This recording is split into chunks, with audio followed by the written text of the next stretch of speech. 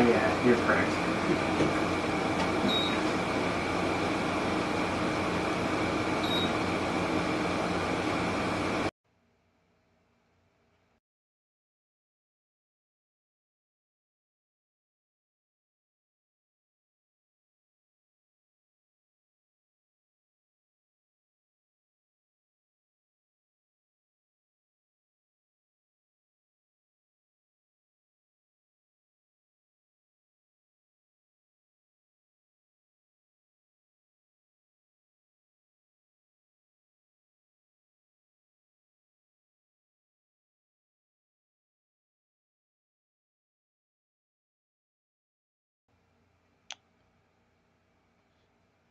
Apologies, folks, trying to get our sound working.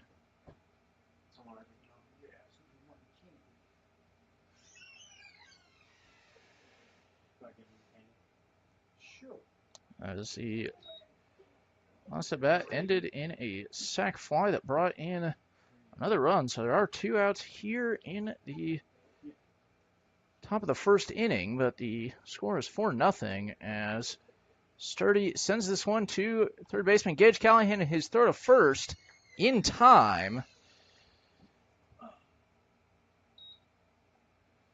So that'll do it here in the top of the first inning. 4 runs off 4 hits. No errors, nobody left on base. The Junction City Brigade have taken an early 4-0 lead, and we're going to go to a break. But before we do that, we want to tell you guys about Wooden Spoke Restaurant, proud 2023 sponsor for the Baldwin City Blues. Enjoy outstanding home-style meals cooked to perfection. Located off Scenic Highway 56, Wooden Spoke Restaurant, where only the best will do. Now, with that, we are going to take a break and be back here shortly on Sunflower Sports Network. Don't go anywhere.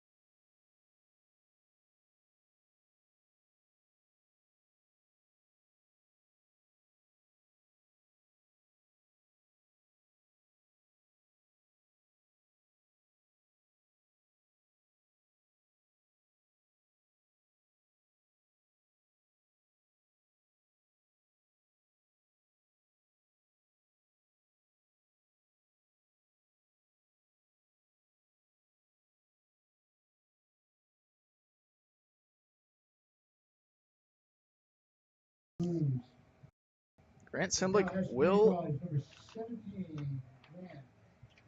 lead. Grant Simblick will lead off the top of the first inning.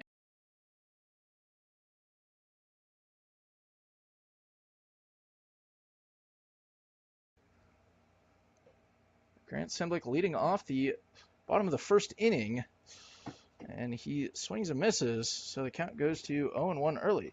We're going to read off the Blues roster in just a moment, or at least the batting order, then that one goes low. So batting first will be Simblick, following him Bryce Clark, then Christian Kotwitz. Batting fourth, Gage Callahan, fifth, Kendall Rivero, as Simblick puts this one up in the air.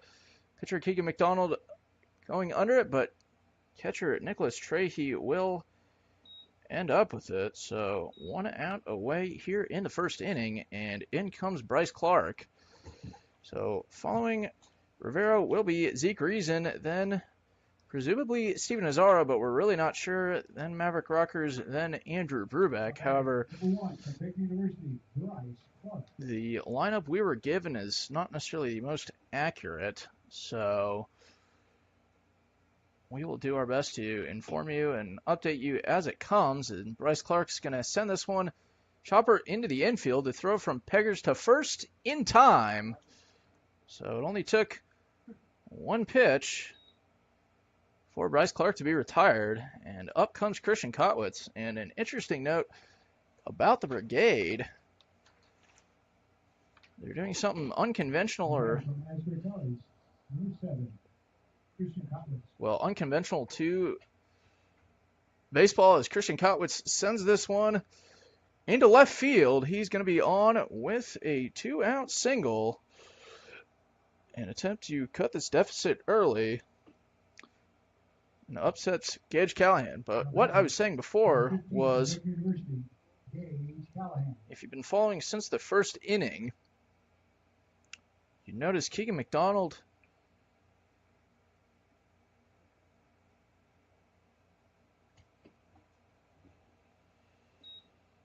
is hitting, which is strange for a pitcher, at least to be a starting pitcher and hit. We saw the A's put in their designated hitter at relief on Monday night, but Callahan sends this one into left center field. Jace Essig giving chase. No, that will be left fielder Jarek Braden, who makes the grab and will make the out. So no runs off, 1 hit, no errors, 1 left on base. We move to the top of the second inning. Brigade lead 4-0, and folks, we apologize about the sound issues earlier. I probably should have done a test before. Everything looked fine, but with that, we are going to take a break and be back in just a few minutes.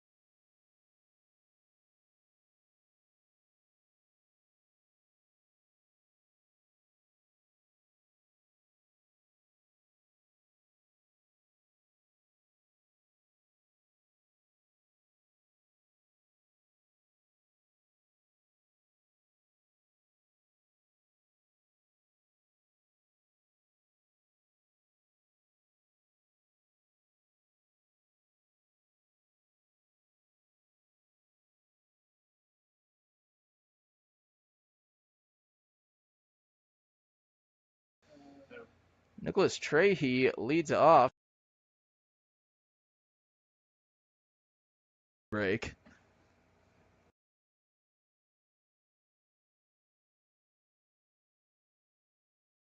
Nicholas Trahey leads off the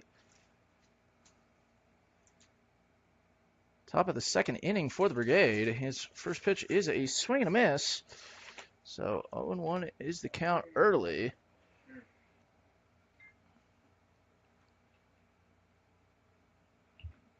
Folks, if you're just joining us, the Brigade got up to quite the start, hitting 2 home runs in the first inning, as Trahey will foul this one off, so the count goes to 1-2.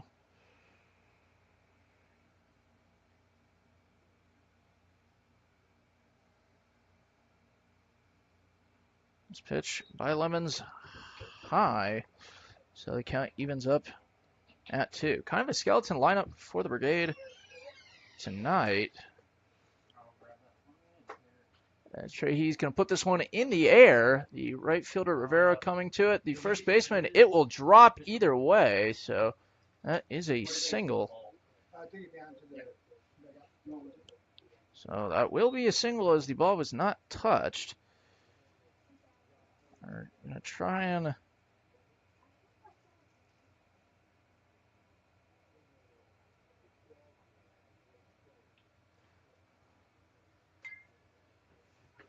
so nobody on with 1 out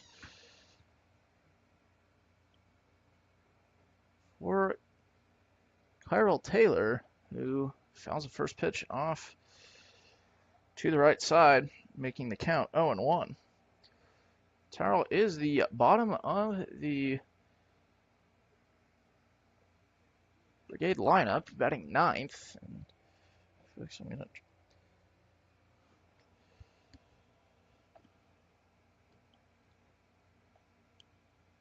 this one is going to hit Taylor, so 2 on with nobody out, and maybe a bad pitching outing from Lemons getting worse. Well, we return to the top of the lineup for Jace Essig, who, well, he has a home run in his one at bat, so pretty good day for him so far. He's showing bunt right now. We'll see if he pulls that back. He does not, and that bunt is laid down but goes foul. So 0-1 the count. Jace Essig is a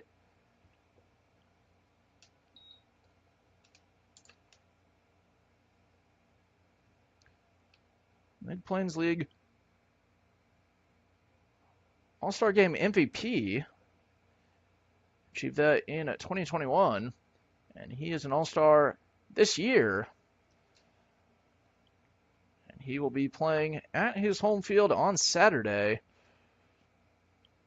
As Essig sends this one to left field again, and this one is going to take one hop and over the fence. So it's a ground rule double. And Trey, he will score.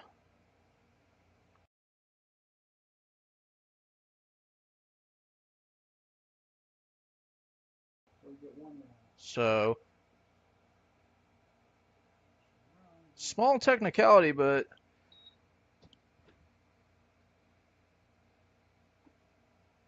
Jace Essig has put the ball over the fence in his 2 at-bats, and now Tanner Kilmer's going to have a word with our home plate umpire, and unsure what it's about. But he's going to converse with the field umpire, and while this happens, Lemon's talking to catcher Zeke Reason. And try and figure this out.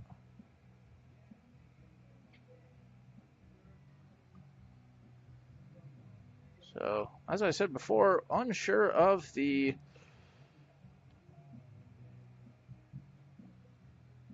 what the issue is at hand. However, if the last play holds as it is, which I believe it will, the score is now 5-0 Brigade with no outs here in the top of the second inning for Jarek Braden. Braden 1 for 1 with a single. It's a line drive to right field. And he would score on the very next batter. And Braden does it again. This one's into right field. Braden rounding second. Essig will score. And actually Braden was rounding first, but gets into second. Throw not in time. So a 2 RBI double for Jarek Braden makes the lead 7. And we're going to have a mound visit from manager Tanner Kilmer. And while this happens, we're going to step aside and be back in just a few minutes on the Sunflower Sports Network. And we will have a new pitcher. And we'll tell you who that is in just a moment. It will be Danwar Muskerkin. So as he takes his practice or his warm-up pitches, we're going to step aside and be back in just a little bit. Don't go anywhere.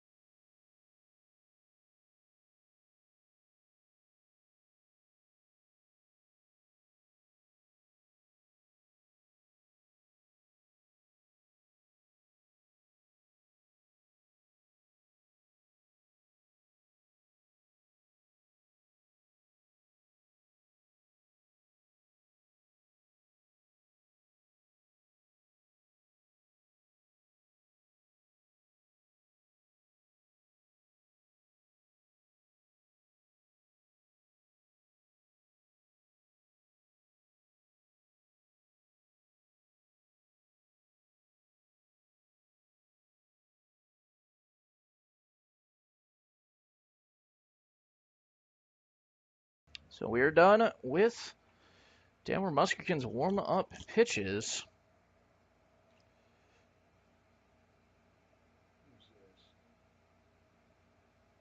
And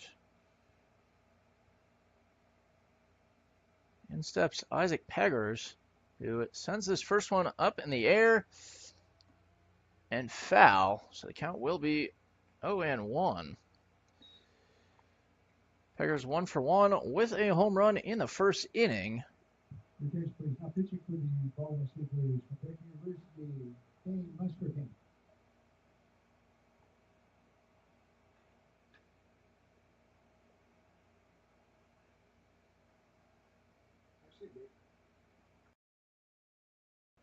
Peggers sends this one deep into center field, and this one is caught by Bryce Clark. However, the throw to the plate in time. So a double play there. Jarek Braden caught at the plate. That one was pretty deep.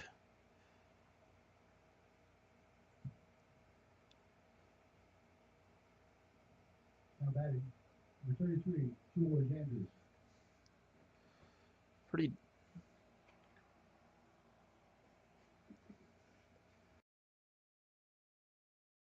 So George Andrews steps in, trying to record his first hit. Muskegon's first pitch is high for a ball.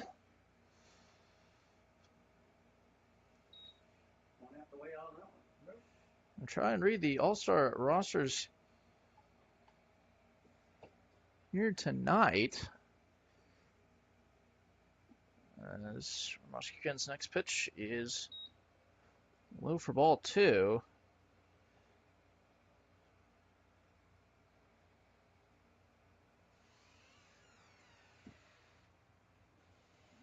Muskegon's next pitch in for called strike 1. Yeah, Marcy was on and what time we were going to leave.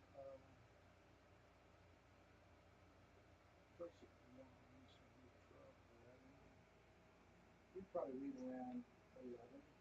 Do we have to pick up trophies? No, not because of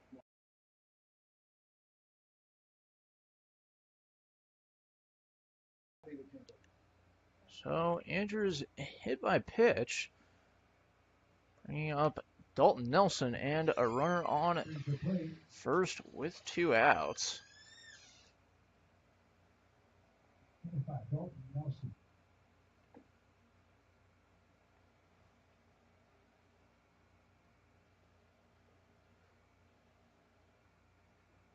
Muskegon's first pitch, low for ball 1.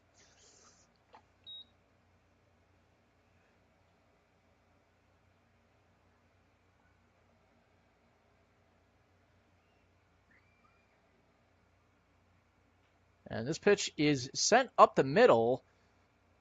Maverick Rockers tags second base, or just steps on second base. So that'll be the end of the inning. The Brigade add 3 more to their lead, so it is now 7.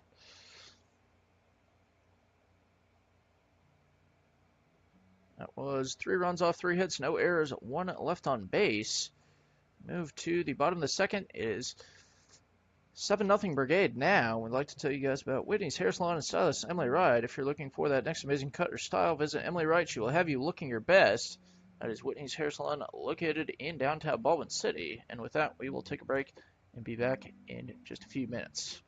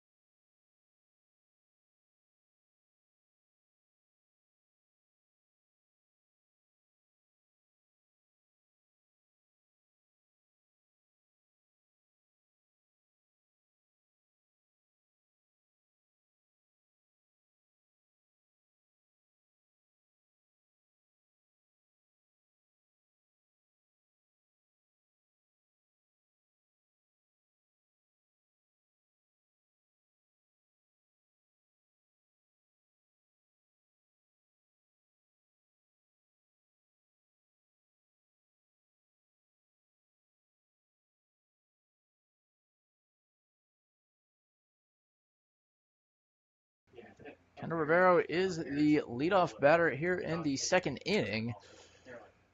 He's taking the first two pitches, 4 strikes. This one low for ball 1, so 1-2 the count. And it's 7:24 and the lights are on already, which is quite unusual as Rivero sends this one to first. Weird hop, but Andrews flips to McDonald and Rivero is retired. So 1 out here for Zeke Reason. Now that is from Ottawa University, number 16, Zeke Reason. But it's a little overcast. It's weird to see any world where, not any world, but it's 85 degrees out and it's not supposed to storm, as that one is outside for ball 2. So 2 under the count early for Reason. And Reason swung on an inside pitch. Count moves to 2-1. Pitcher McDonald is a Baldwin City Blues alum, and Reason does the same thing there.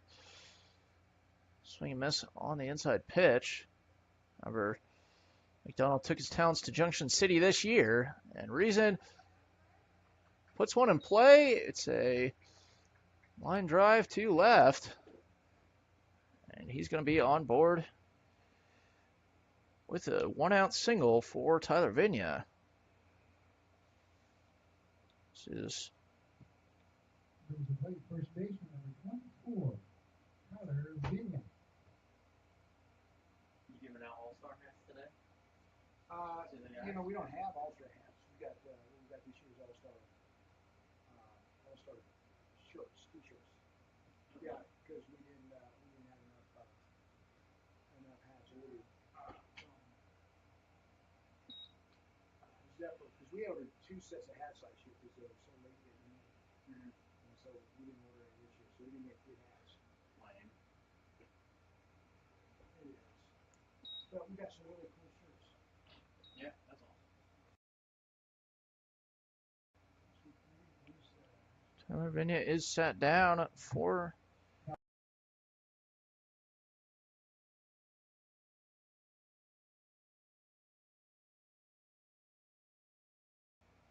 Maverick Rockers takes the first pitch in there.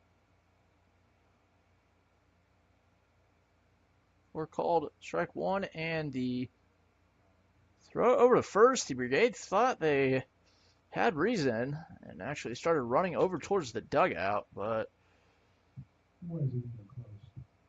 not the case.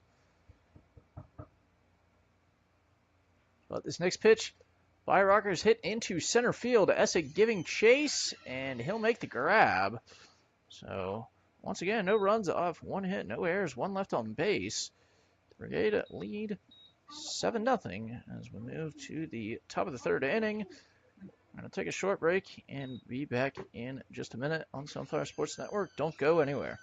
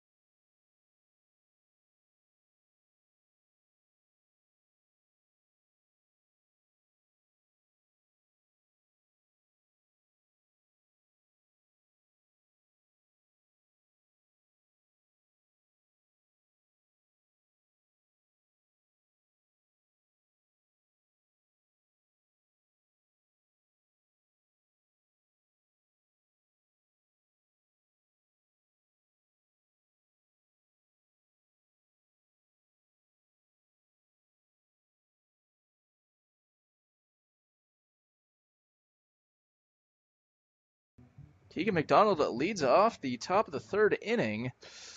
It's been all Junction City so far. Now batting. Pitcher, Keegan McDonald. As Keegan McDonald leads off top of the third. As we said before, it's unusual to see a pitcher batting for himself, but the Brigade have kind of a skeleton lineup here tonight. Not many players.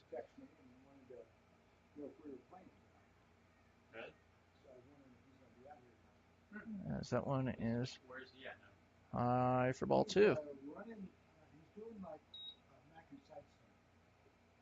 Oh, no. I think it's in Colorado. Oh, cool.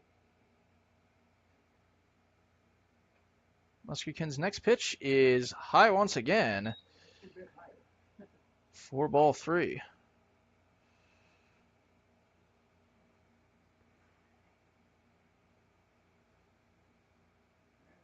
And that one's high, so it's a 4-pitch walk. And Keegan McDonald is on board to start the inning. Now batting shortstop, Mason Sturdy. Brings up Mason Sturdy. Sturdy is 0 for 1 We still don't do anything as far as tonight announcer or anything like that. And, 'cause with a ground out as that pitch is high, so 5 pitches, 5 balls. He says, well, I don't have a snack bar because they don't let me in Baldwin. He says, I just don't have an announcer because I don't want to. Oh, okay. There you go. Simple as that, I guess. Yes, sir. This pitch is hit to Muskegon, who's going to make the throw to first. It is in time. So 1 out there. McDonald will advance to second. On that play, however. So a runner in scoring position for Nicholas Trahey. Trahey has a single to his credit.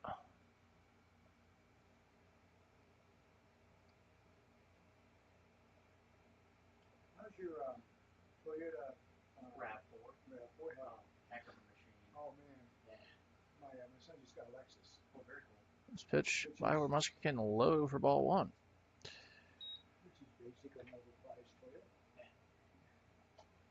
Yeah, Toyotas I got one. I mean, they just run forever. Because I bought it from my grandma and she barely drove it, so I bought it with like 5,000 miles on it. Oh my God, brand new. Yeah. This pitch back to Muskegon once again. Thinks of throwing to third, but throws to first. So back-to-back 1-3s. And there's 2 away. Well, I'll take it off your hands. However, McDonald did advance It's to third. Oh, yeah. So Keon Taylor has the chance to drive in another run. Excuse me, that was Kyrell Taylor. Keon is his brother, How much retail value the hold and who is not playing tonight. As for Muskegon's first pitch, inside for ball 1. somebody actually he was originally looking at RX 350, and he didn't get on this one quick enough and they sold it. So then he went out to the ES 350, Okay. and it's a 2016. Want to know the count, and this one What do you think? high once again. 2016 ES 350 was $70,000. For ball 2. Everything's inflated right now, so. 2-0 the count to Muskegon. Which is nothing. 70, which is Or 70,000, which is nothing. Or Muskegon to Taylor. This one in there. It's going to be fouled off to the left side, so the count moves to 2-1. Cars are expensive. They are. Because they didn't make very many during COVID, and then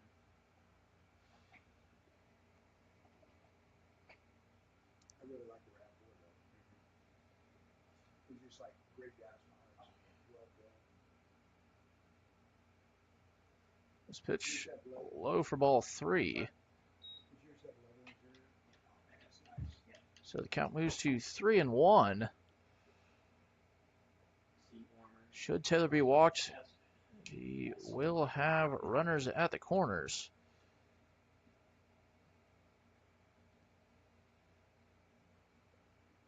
And that is exactly what happened. That pitch is inside. So another walk extends the inning.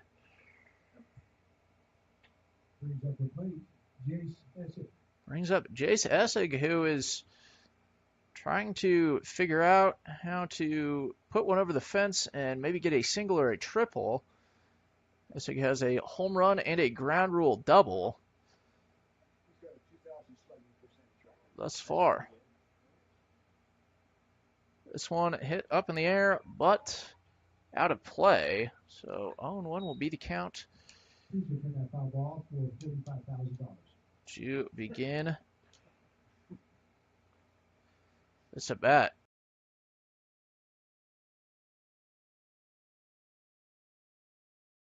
Like $1 million.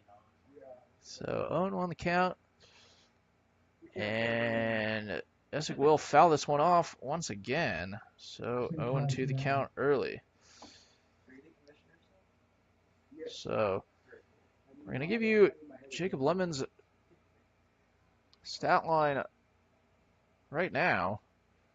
Lemons finished with 1 innings pitched, 11 batters faced, as there's a pickle, and he's going to be out. Scott is, our home plate umpire, Scott's saying that McDonald crossed. Not so sure about that, but that will be how it's scored.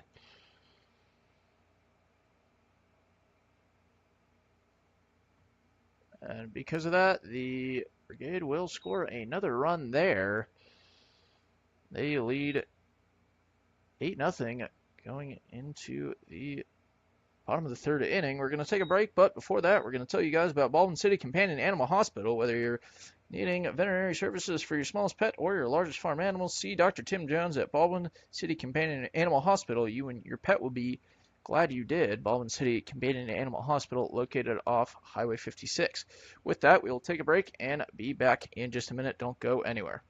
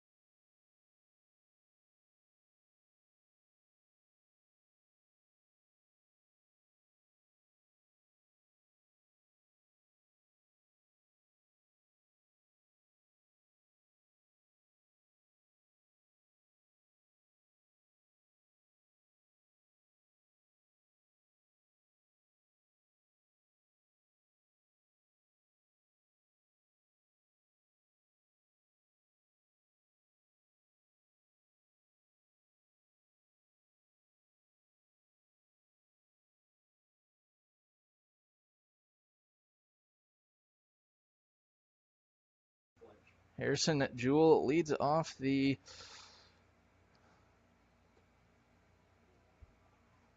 bottom of the third. Jewell is the DH, and he's going to line one to left field over the glove of third baseman Isaac Peggers. So Harrison Jewell on board with a leadoff single. We return to the top of the lineup, which is Grant Simblick. Brings to the plate from Tallahassee Community College, left fielder Grant Simblick.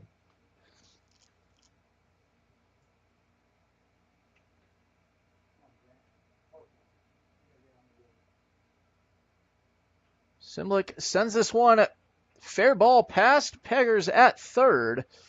So the line keeps moving. It only took one pitch. There's 2 on for the Blues with nobody out, and Bryce Clark. Number 1, Bryce Clark. Clark grounded out in his one plate appearance so far, and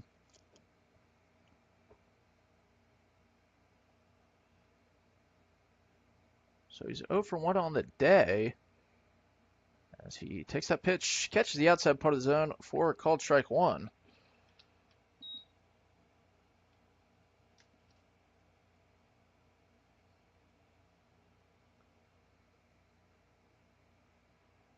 This pitch in there for called strike two. 0-2 the count now.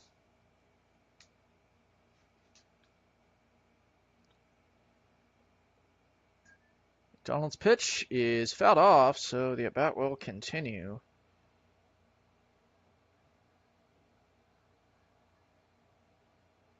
At 0-2.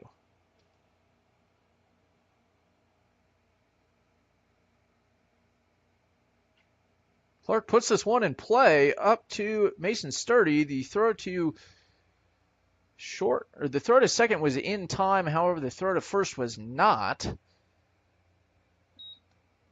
So one out with runners at the corners.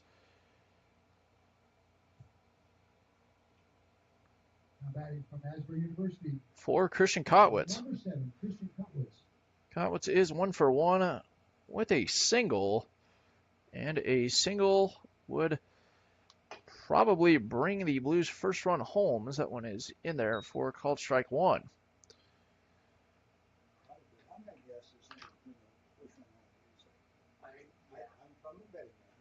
Kotwitz sends this one into center field. Essig makes the catch. Tagging up is Jewell, who will be across. So a successful sac fly brings home a run, and the Blues are on the board. The Blues are on the board.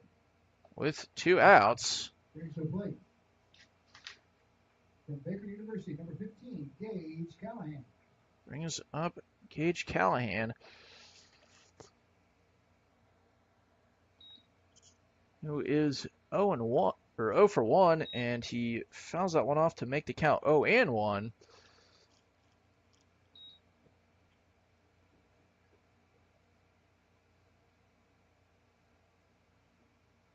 That pitch is not in there, and a throwback to first was not in time. What in the world? Is that a pull? Was he cheating? That third, that strike there was cheating. There's a reason why they're 23. Cheating. That's right. Throw to first, not in time.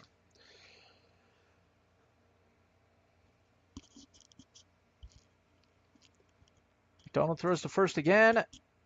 Not in time. That prompted a little more of a reaction from the Brigade fielders. Some of them started to walk over to the dugout, but obviously not getting more than a couple steps. This throw will come home and swung on and missed. So the count moves to 1-2.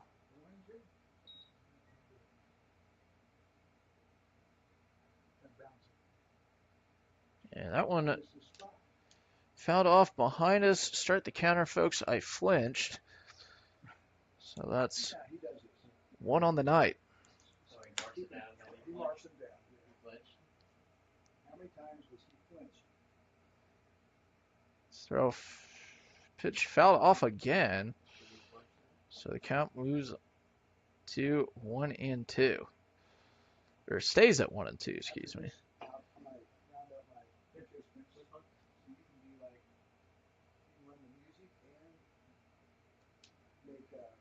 Clark goes.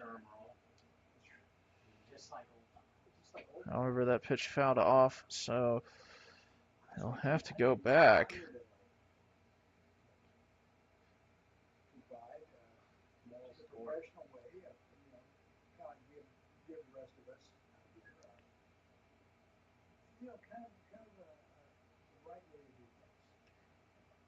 This pitch by McDonald low and away, 4-2, so the count evens up at 2-2 with 2 outs.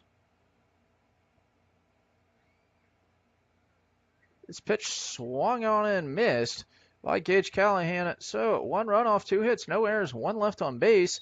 The Blues get 1 back, but still trail by 7. It's 8-1 Brigade as we go to the top of the 4th inning. And with that, we will take a break and be back in just a moment. Don't go anywhere.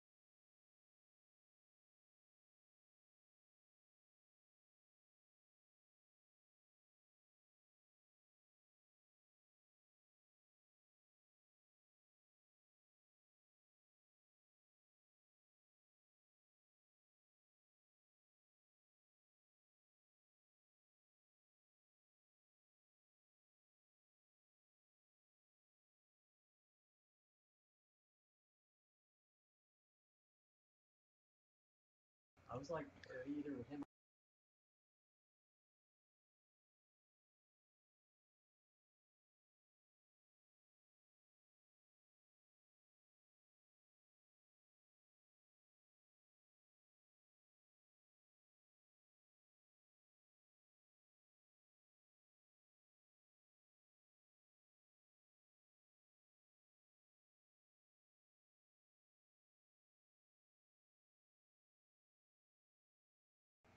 Cal Urish is the new pitcher for the Blues, and this is Jace Essig once again. So that pitch is fouled for strike 1.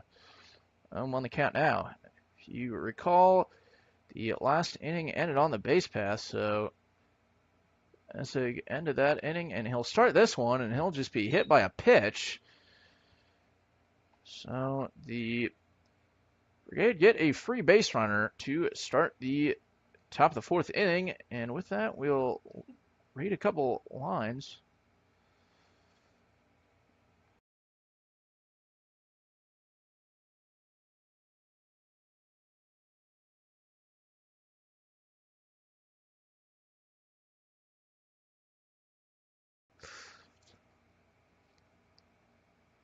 Urish's first pitch is outside for ball 1.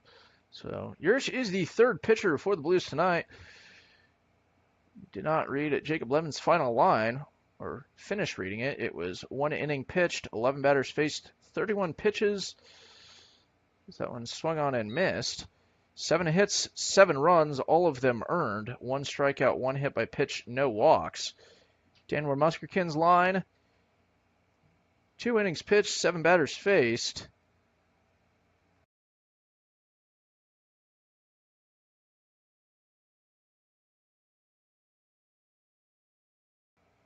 Eleven batters faced, 31 pitches. Actually, that is Muskerkin, excuse me. 7 batters faced, 23 pitches. 1 run. No hits, 1 run. It was earned. 2 walks, 1 hit by pitch. Count is 2-1 here, and it moves to 3-1 as that pitch is outside for ball 3. Yep. Batter is Jarek Braden, who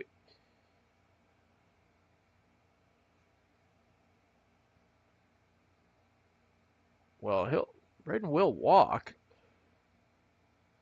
Or, excuse me, that's, I thought it was a ball. There was no signal indicating otherwise. However, our home plate umpire, Scott, is saying that it was called strike 2. However, credit Jace Essig with a very nonchalant stolen base then. Just jogging to second as he thought it was a walk. And I think everybody in the ballpark, besides Scott, thought it was too. But either way, it is a full count for Jarek Braden. And it'll be swung on and missed. So 1 out to start at the top of the 4th inning.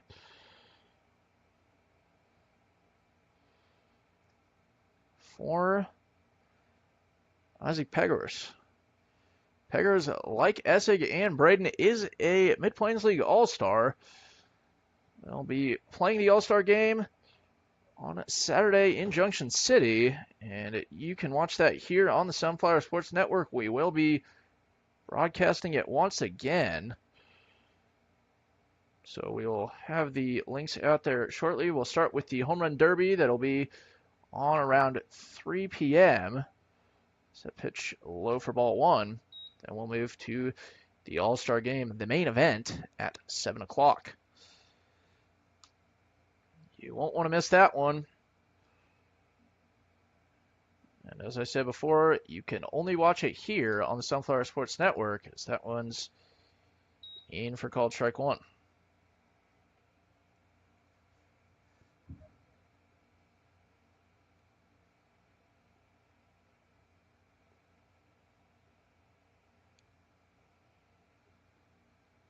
It's pitched by Urish, low and in the dirt for ball 2. So 2-1 the count.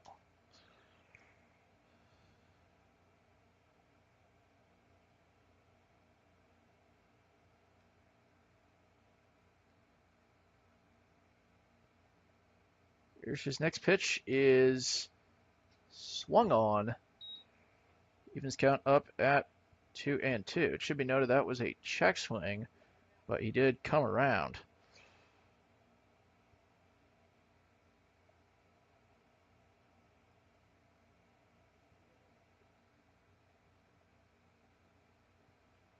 This pitch is sent. The throw to first by Maverick Rockers was over the head of, or not over the head, but Tyler Vania had to jump it and thus came off the bag. So credit that a single for Isaac Peggers. Runners out the corners with 1 out for George Andrews.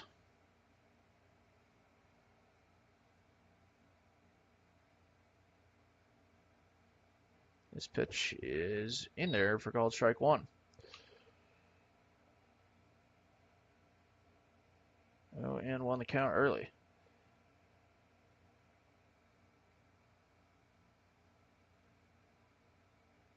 Peggers swings and misses. So the count moves to 0-2, and while that happened, actually that was Andrews. However, when that happened, Peggers stole second base with no resistance. So runners at second and third with 1 out for the Junction City Brigade.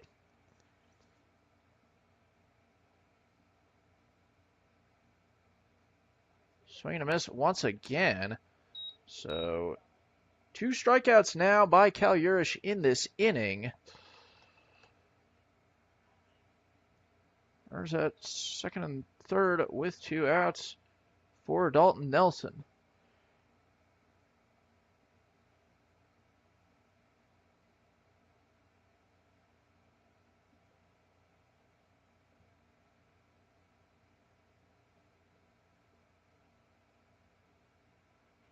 Nelson's going to put that one in play.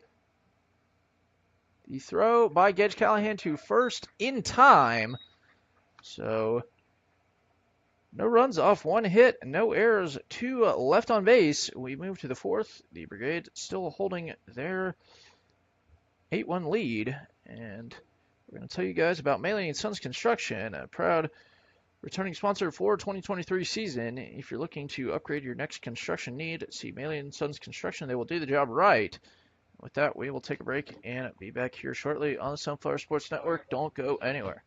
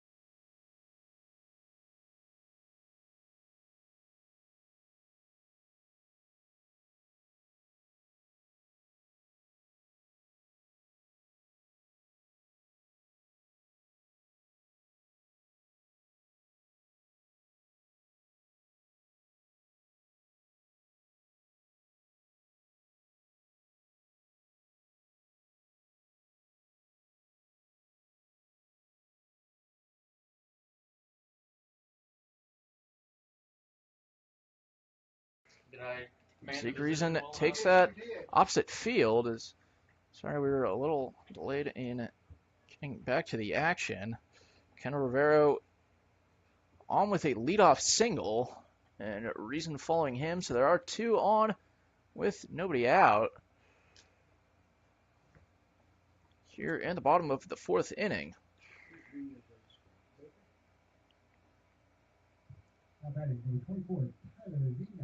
Tyler Vinia up next for the Blues. As McDonald's first pitch, just a little outside, 4-1.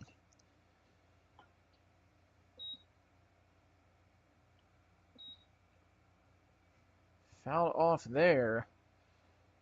Count moves to 1-1.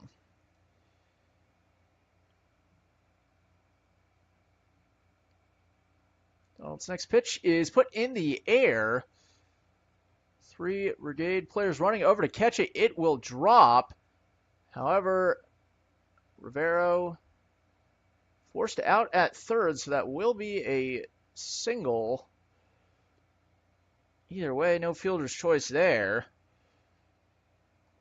But 1 out, so the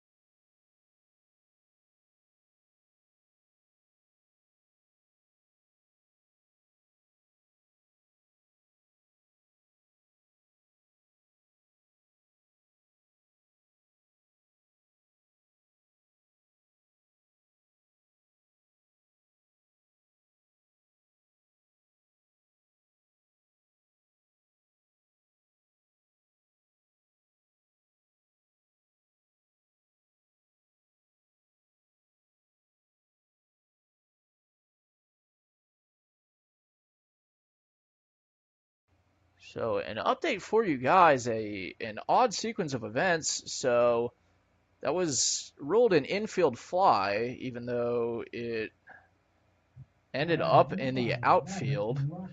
And Ken Rivero, thinking that he had to run, ran to second, or ran to third, as that one is not caught. So Zeke Reason scoring from first. Oh, man. I gave them a run. And the Blues have cut the lead once again.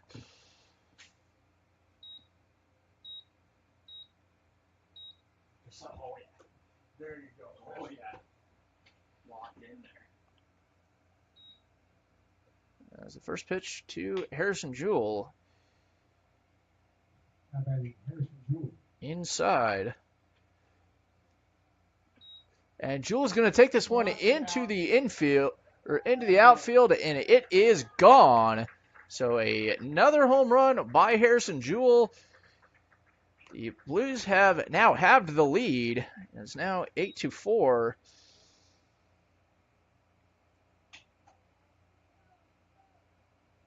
In the bottom of the fourth.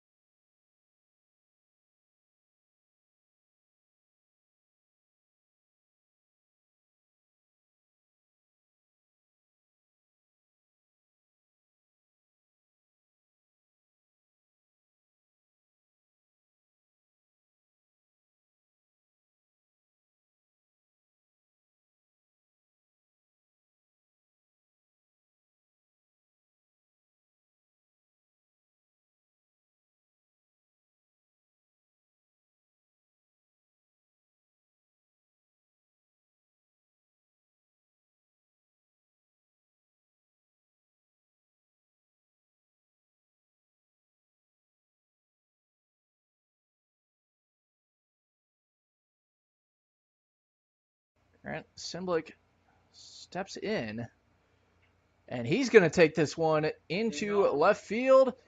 Is this one gone? No, it's not, but it's going to hit the fence.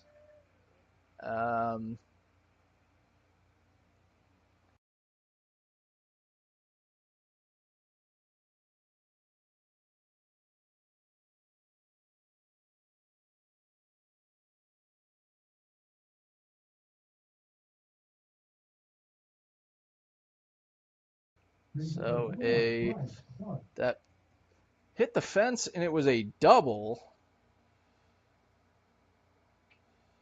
So a 2-out double for Grant Simblick. Brings up Bryce Clark.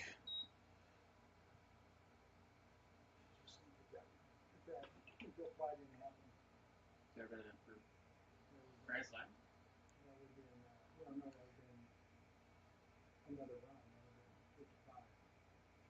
Clark will take this one opposite field off the glove of Andrews. The throw to first by McDonald, not in time.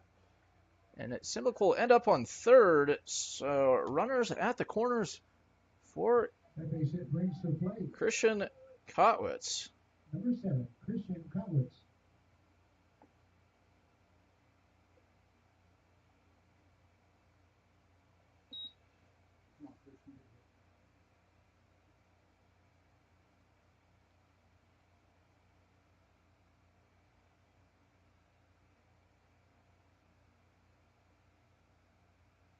Kotwitz will foul this one back.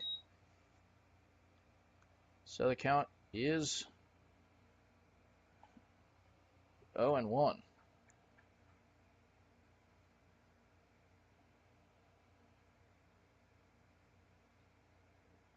This one inside, but in there for called strike 1. Or excuse me, called strike 2.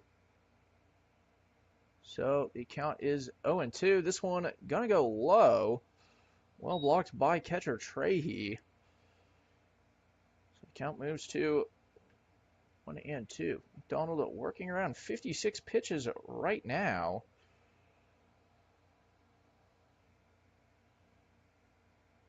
As that one is low and behind Trahey.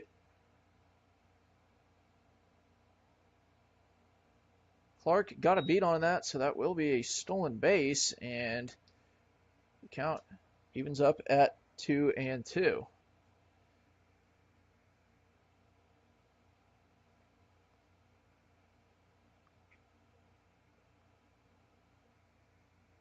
This one hit back up into center field. Essig will make the grab, though. So the Blues cut the lead by way of an inning, 3 runs, 6 hits, no errors, 2 left on base. We're going to go to the top of the 5th inning in just a moment, but we're going to take a break before that and be back in just a few minutes. Don't go anywhere.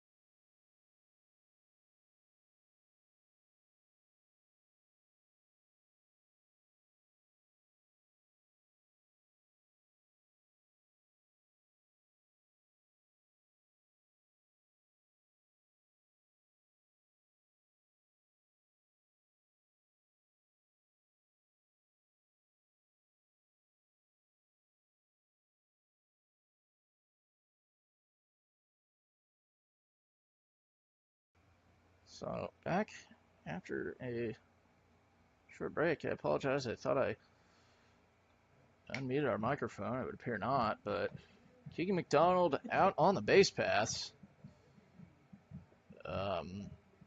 After a game of pickle, which ended with Tyler Vinia just straight up running him down.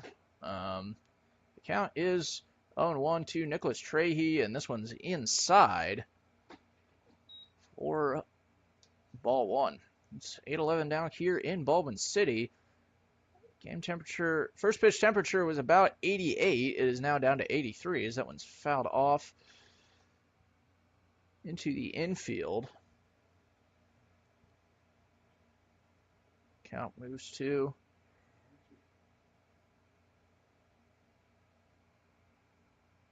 1-2. This one low. Count evens up at 2.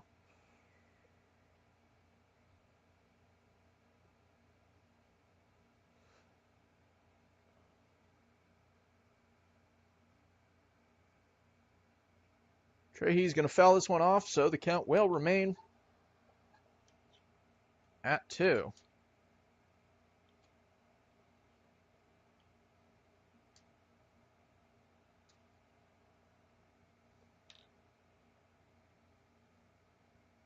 Ursh's pitch is in there, and folks, for the first time in about 5 games, I've flinched more than once. That is 2 times.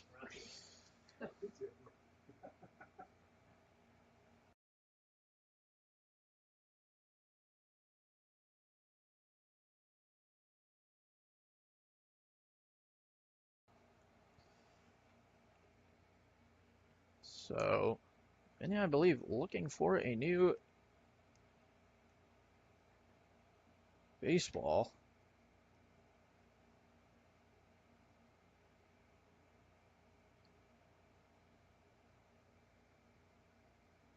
That was not Vinny, that was Urish, and swing and a miss. That's the end of the inning. 8-4 still the score here in Baldwin City. We're going to take a break, but before that, we want to welcome back the Smizzle family and their farm for the 2023 summer season. The Smizzles love baseball and the Baldwin City Blues. Thank you, Smizzle family, for your support. And with that, we will take a break and be back in just a few minutes. Don't go anywhere.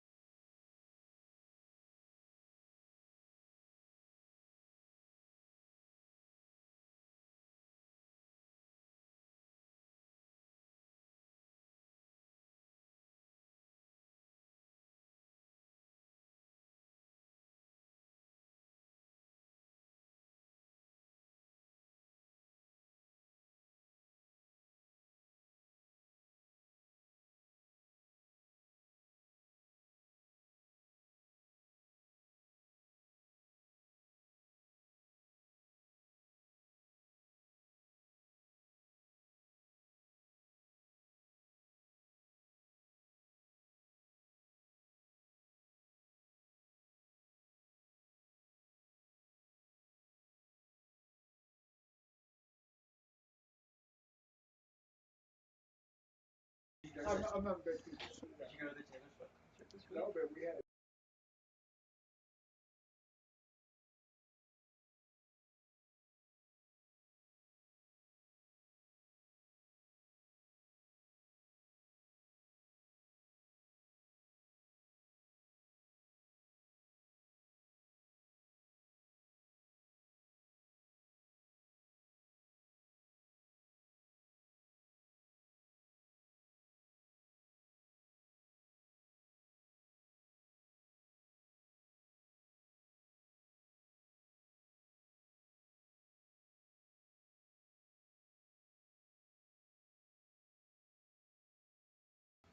Gage Callahan is the first batter, and just as I come on the mic, he strikes out looking. So one away here in the bottom of the fifth. Ken Rivero is the next batter up.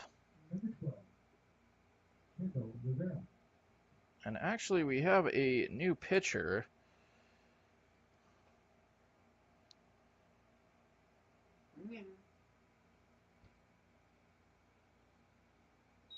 I'll tell you who that is in just a moment.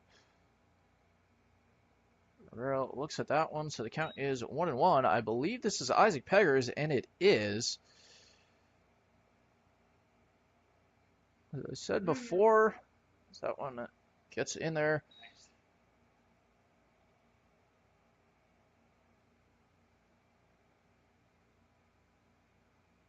Call strike 2, and Rivero swings there. So up comes Zeke Reason. Peggers has 2 strikeouts. number 16 from Iowa University, Zeke Reason. Reason will try to maybe get a 2-out rally. He shows bunt, and that one's That would be a ball. way over his head. I believe he pulled back on it, so at least I would hope he did.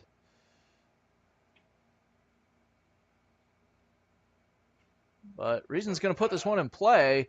Hit to shortstop Surdy. The throw to first is in time, so a 1-2-3 inning. No runs, no hits, no errors. Nobody left on base, and a potentially broken bat. And with that, we'll move to the top of the sixth, but we're going to take a short break before that.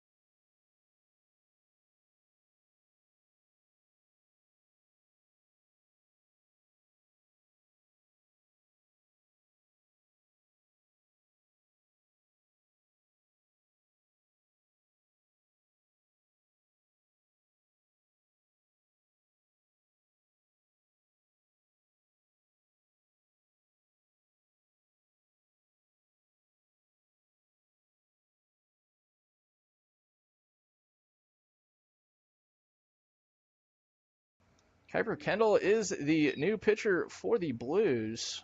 I believe this is his first outing as a pitcher, typically an infield player and actually quite a prolific hitter, batting about 460 this year, which is video game numbers. But he's in to pitch for the Blues, retired his first batter as this second one. The ball batted by Essig took a nasty hop right in front of Gage Callahan. It was actually over the head of Callahan even before. That was a nice send-off.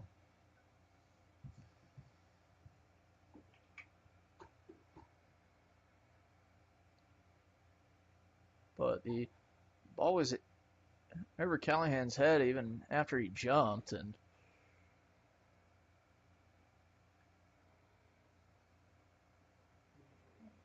we have the pitcher from the last couple of innings, Cal Urish, out here doing gun for Kuiper Kendall, which is the first time I'm able to actually comment on speed. Kendall's throwing about 85,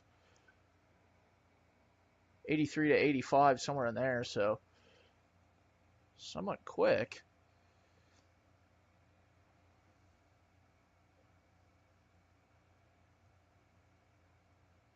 But Kendall's next pitch in there for called strike one.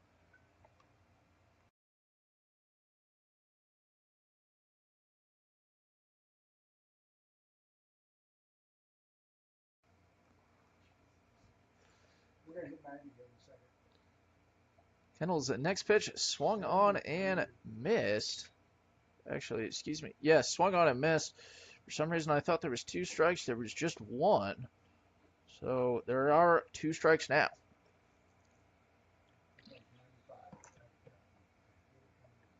Kendall's next pitch hit into center field. Bryce Clark is under it and makes the grab. So 2 away in the top of the 6th inning. Third baseman, Isaac Peggers. So Isaac Peggers steps in, was the third baseman, now the pitcher. I'm trying and maybe extend this Brigade lead here in the 6th. Cal Urish's final line, 2 innings pitched, 8 batters faced, 30 pitches. As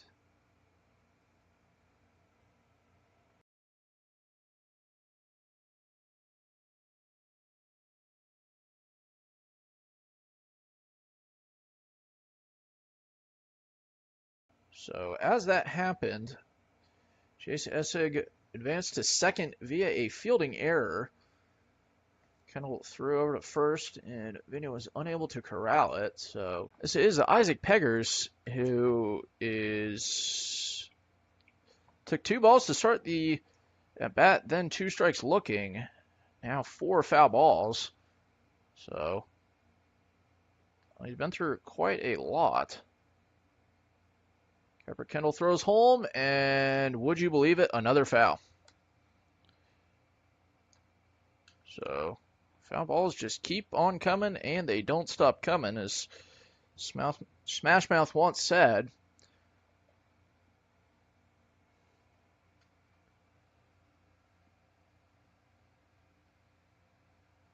Kendall's throw home, finally there. It will be a drop third strike, however, the throw to first in time. So another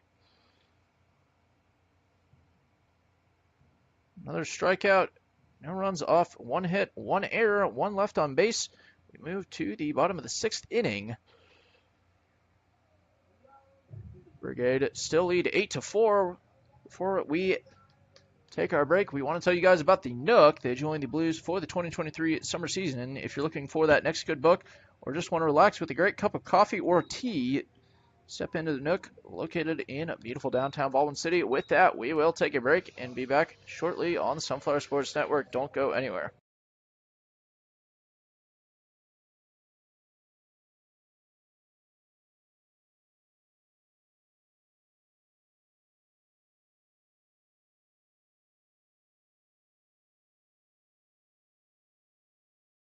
2-3 inning, Tyler Vigna struck out, then Maverick Rockers singled to right, however, was picked off, and then Harrison Jewell struck out, so we move to the top of the 7th. The Brigade lead 8-4, and we have a new pitcher for Baldwin City. That would be Gavin Alvarez, placing Kuiper Kendall. So we can read you Kuiper Kendall's final line. That would be one inning pitched, 4 batters faced, 20 pitches, 1 hit, 1 strikeout, no runs or walks.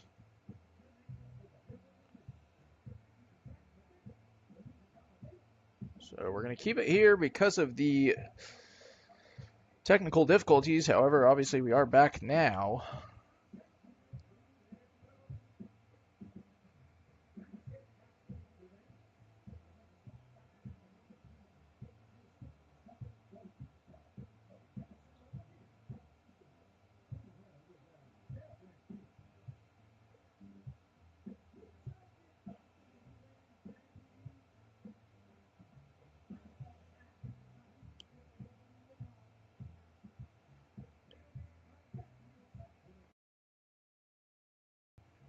If you're just joining us, it's been pretty much all Brigade in this one.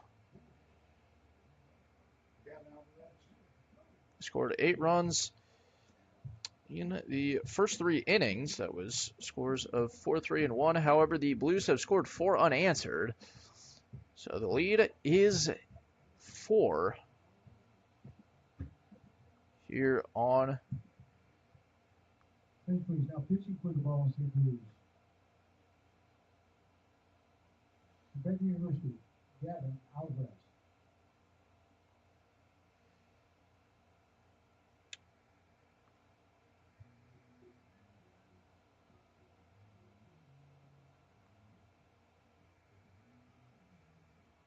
George Andrews steps in and will lead off the top of the 7th inning. Brigade. 33, George Andrews.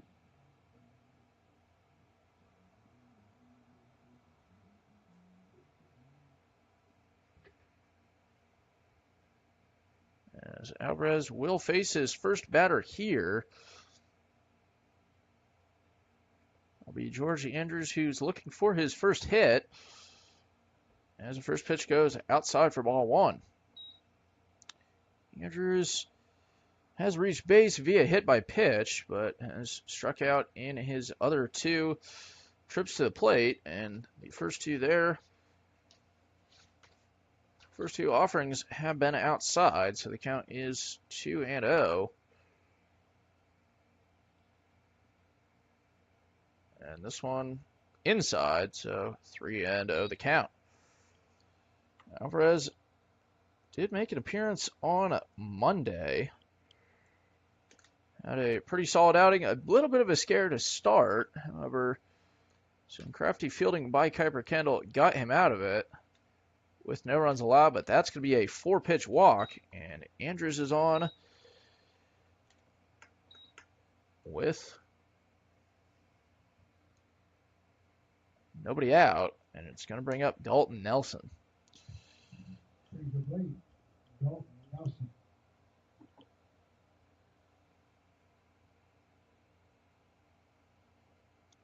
Nelson is 1 for 3 today.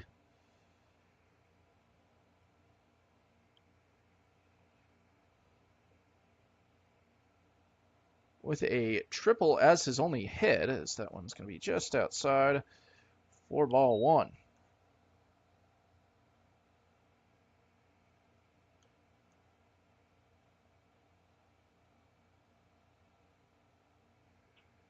This one going to get past the glove of Gage Callahan and into the outfield. The throw from Brennan Johnson to third. A little off, but well blocked by Zeke Reason before anything else happened. However, the Brigade have 2 on with nobody out. And The Blues have made their defensive substitutions, at least some. Kuiper Kendall has come in.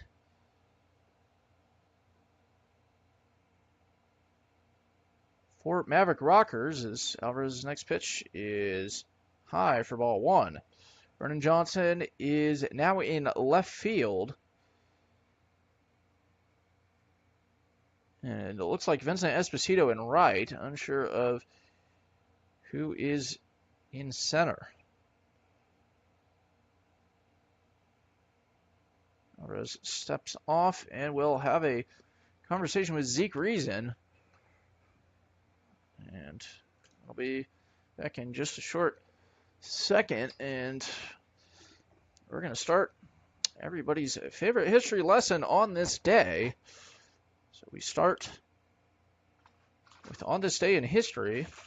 In 1837, Queen Victoria moved into Buckingham Palace and became the first monarch to live there. In 1960, the Democrats nominated JFK as their presidential candidate. He would later win election.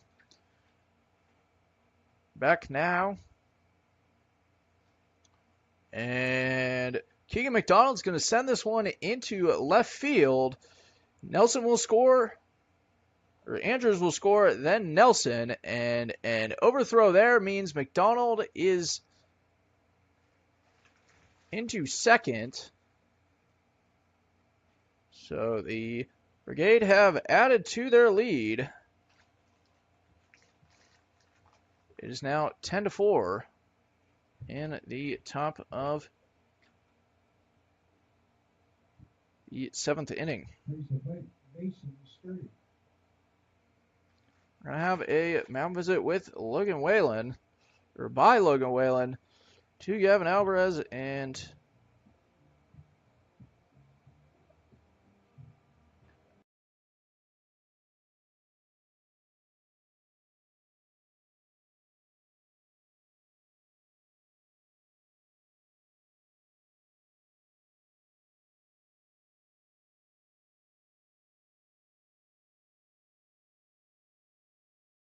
so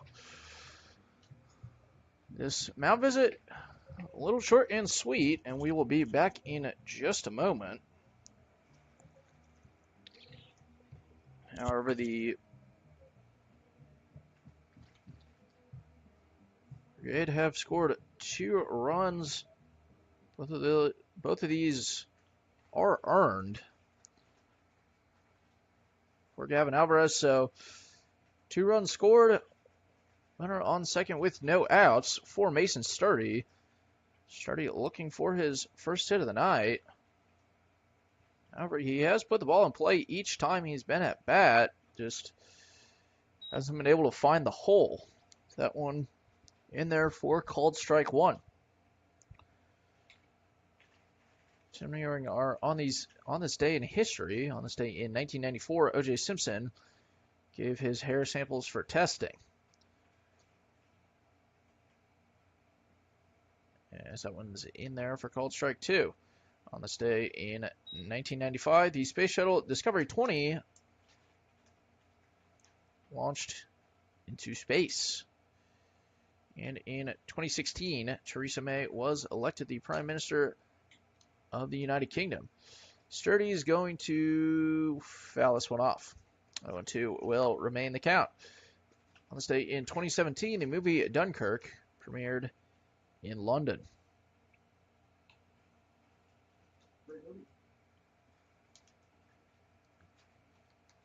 So 0-2 the count to Mason Sturdy. Alvarez looks back at McDonald on second base.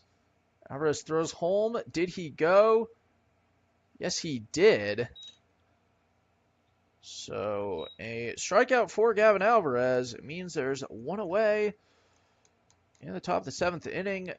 Nicholas Trahey stepping in.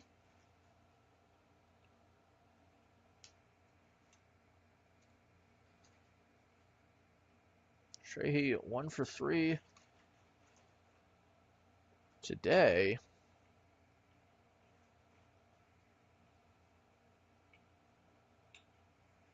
However, Trahey did score the one time he reached base, which was his first trip to the plate.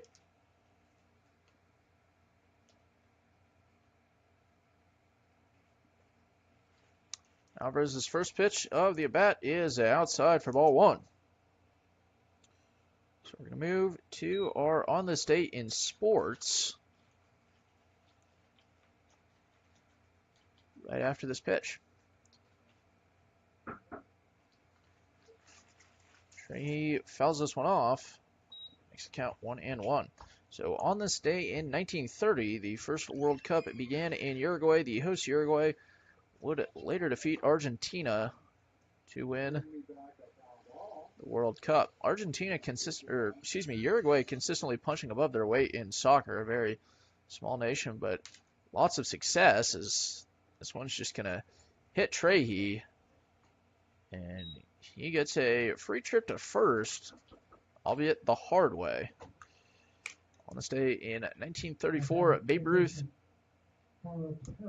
hits his 700th home run as Kyrell Taylor steps in. He rounds out the bottom of the lineup. He's currently 0 for 1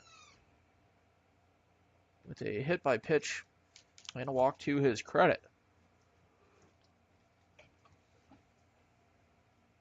Taylor shows bunt, and this one's going to get through the legs of Reason. That one, I don't think Taylor pulled back. So it should be considered a swing and a miss.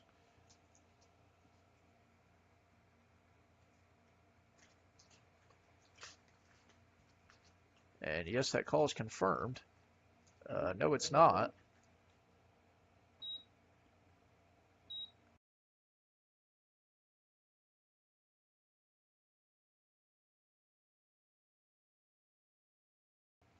So actually, that was a ball, and so will this pitch be. So 2-0 the count now.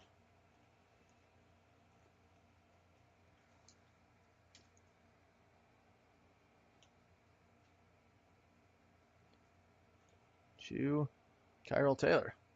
This next pitch outside. Count moves to 3-0.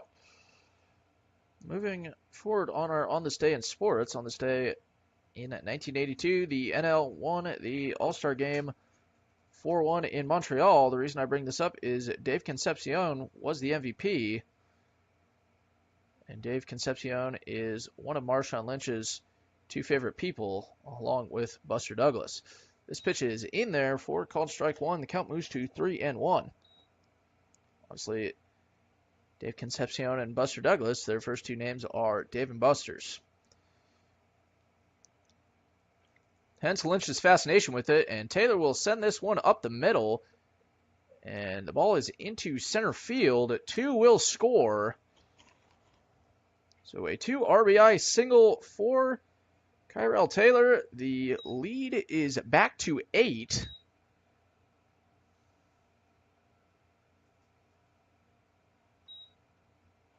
It's now 12-4 here in Baldwin City, and we're going to get a mound visit from manager Tanner Kilmer. So we might be getting a new pitcher soon.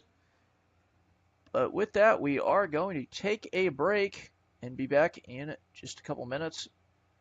Don't go anywhere.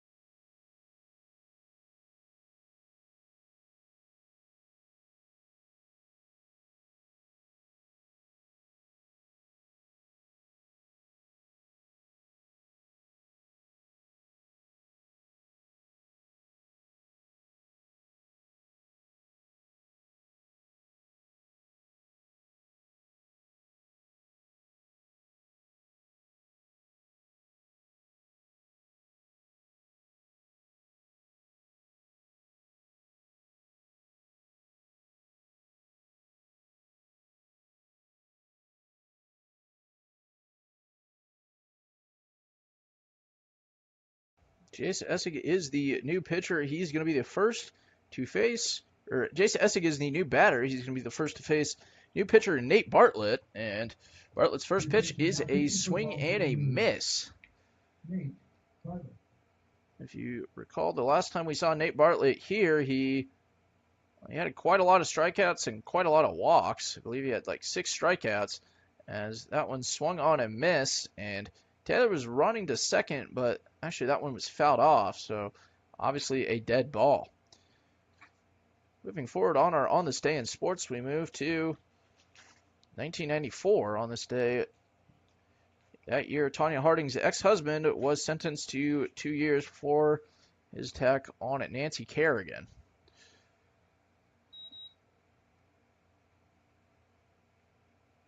The 0-2 pitch. Taylor goes again.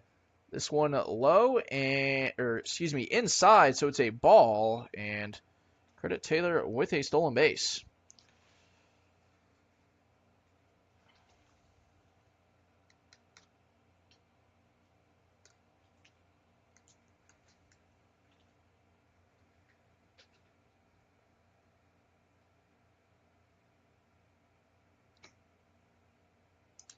Bartlett's next pitch is fouled off by Essig, so the count stays at 1-2. Continuing the On This Day in 2012, the financially struggling pitch is inside, so the count goes to 2-2.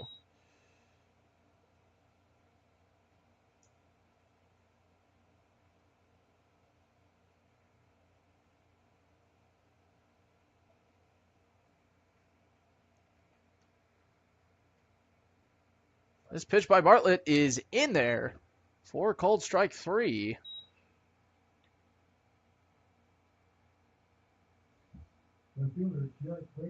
So 2 away now here in the top of the 7th inning, and Bartlett registers another strikeout. Jarek Braden, the new batter. Well, he's not new, he's just new to this inning.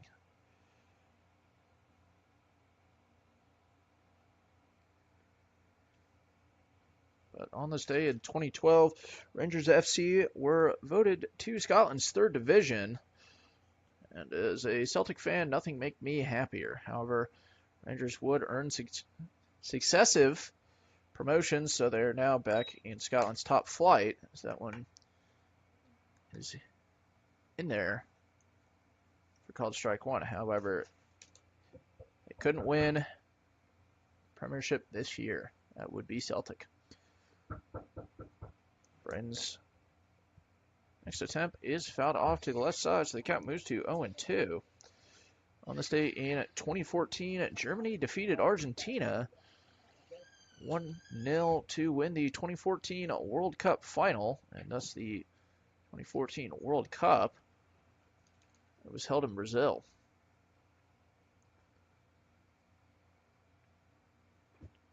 Bartlett's next pitch is low and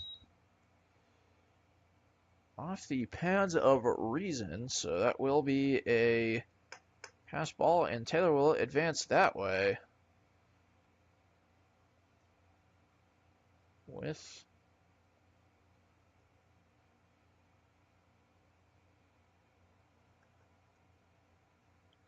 two outs.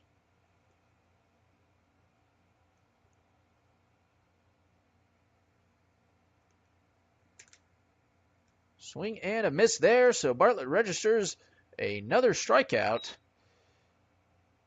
However, 4 runs off 3 hits, 1 error, 1 left on base. The Junction City Brigade have re-extended their lead. The lead is back at 8. With that, we will take a short break and be back in just a few minutes on the Sunflower Sports Network. Do not go anywhere.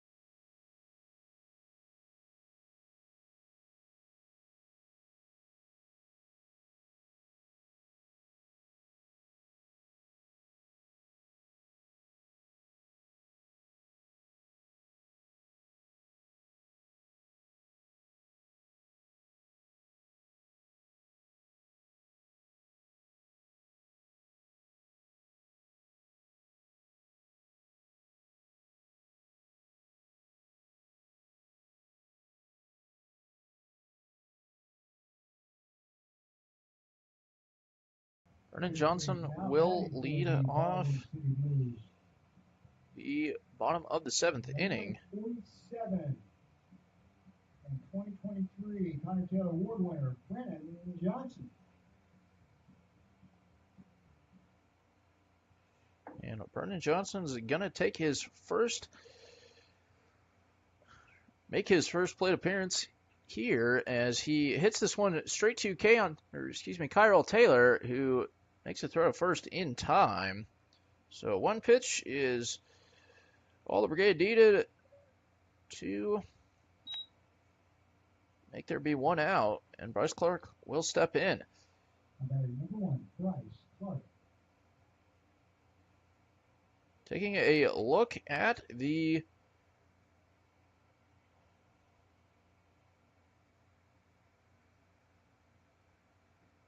pitch by Peggers in there for strike one. On strike one. The other game of the Mid-Plains League tonight, the Midwest A's currently leading 8-1 in the bottom of the 6th inning. They also have bases loaded with no outs over the Bravos. That one fouled off by Clark, makes the count 0-2. The A's, if they win this tonight, are guaranteed at worst third. As Clark fouls that one off again, count remains at 0-2. So if the A's win tonight and the Farmers beat the Warhawks as that swing and a miss, 2 outs now here in the bottom of the 7th for Christian Kotwitz. So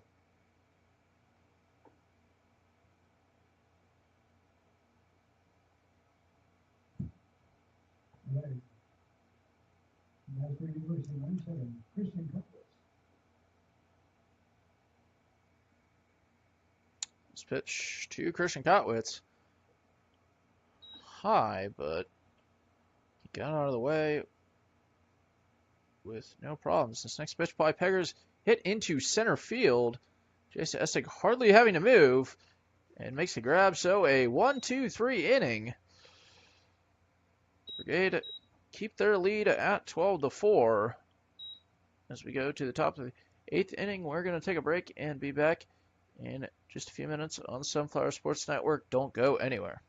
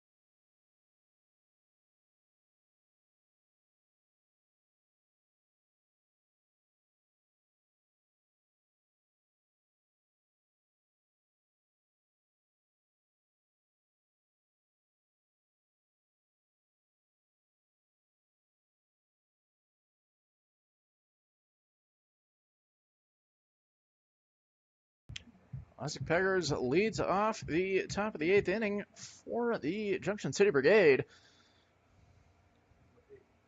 This one firmly in the hands of Isaac Peggers. Brigade, they scored 4 runs in the last inning, so the lead now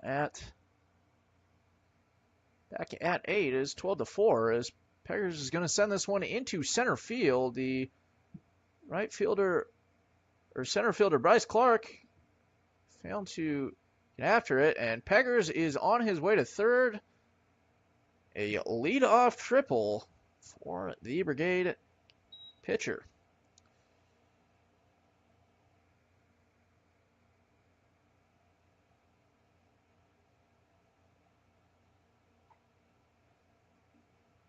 So that brings up Now batting, George Andrews.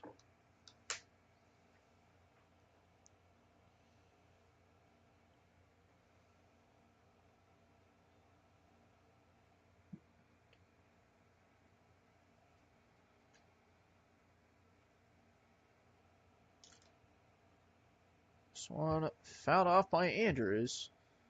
Makes the count 0-1. So our final on this day in sports, on this day in 2019, Tony Thomas of the Southern Maryland Blue Crabs of the Atlantic League became the first player in baseball to steal first base. So pitch is high for ball 1. Now that sounds kind of crazy, but pretty much stealing first was a rule implemented by the Atlantic League that year. As the pitch fouled off, makes the count 1-2. Stealing first pretty much allowed you to run to first on any pitch, and it was kind of the same rules as a drop third strike. Obviously, the Atlantic League, kind of a pioneer for rule changes, as they are the MLB's favorite experimental partner league, as that one is outside. Evens up the count at 2-2.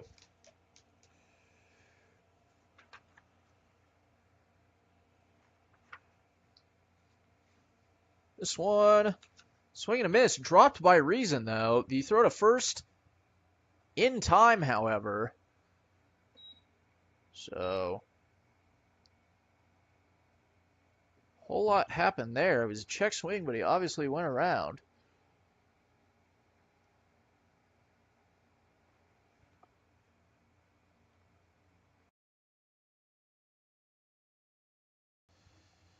So, 1 out now. Peggers remains on third. And we believe that Keegan Nate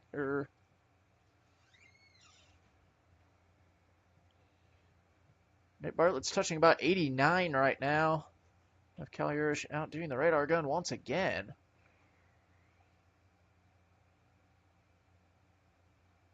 This one fouled off by Nelson. Evens up the count at 1-1. We're going to go to our birthdays next.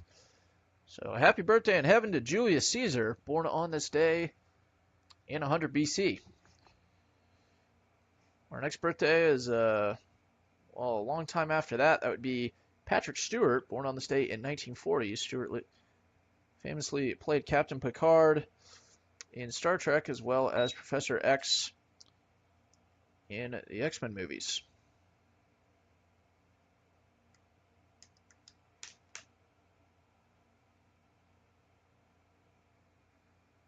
Count is 2-1 now for Dalton Nelson, and he's going to foul this one off, evening up the count at 2.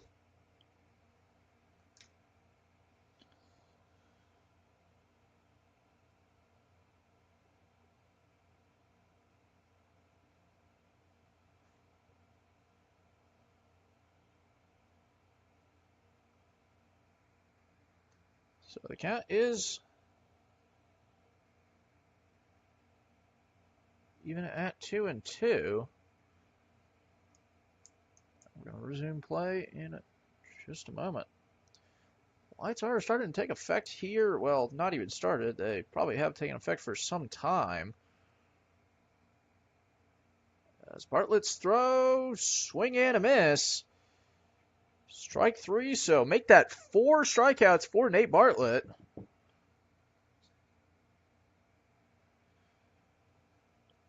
And there are 2 away for Keegan McDonald. Away. Keegan McDonald.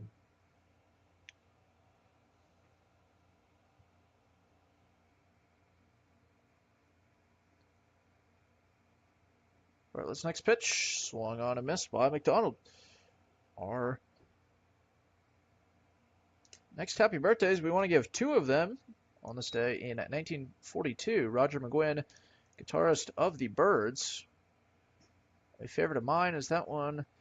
It's going to get past reason, but Peggers will remain at third. So a ball, all that results from that. The other birthday on this day in 1942 is Harrison Ford.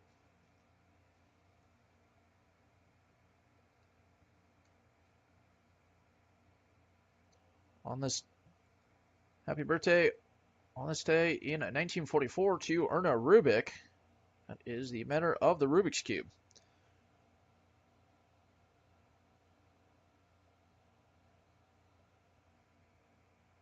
In 1946, Cheech Martin was born on this day. Cheech Martin, obviously one half of the famous Cheech and Chong.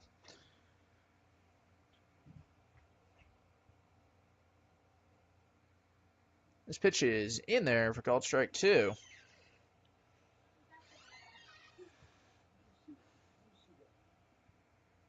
So 1-2 the count. And the 1-2 pitch through the legs of Reason, and Peggers will score. And Bartlett appealing to Holmes, saying that Peggers didn't touch it, but it would appear he did. And our home plate umpire having a word with him, and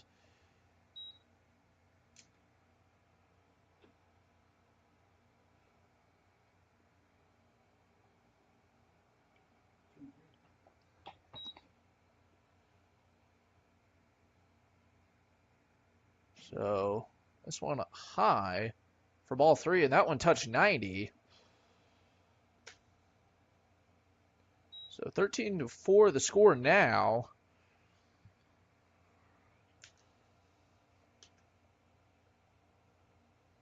Brigade obviously in front by 9.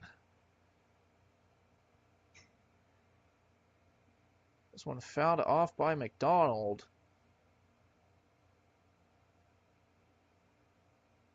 Means the at-bat will continue with the count full. The payoff pitch, high for ball 4. So Keegan McDonald works a 2-out walk, and he would represent the run-ruling run should he come home, and obviously the Blues scoring 0. However, Mason Sturdy is going to want to get a hit. Right here, Sturdy is 0 for 4. Is that one just low for ball 1?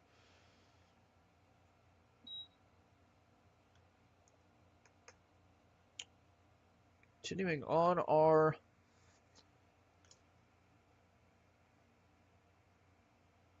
birthdays, as that is a strike, and McDonald going.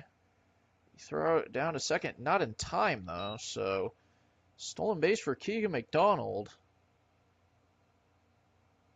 with count even at 1-1.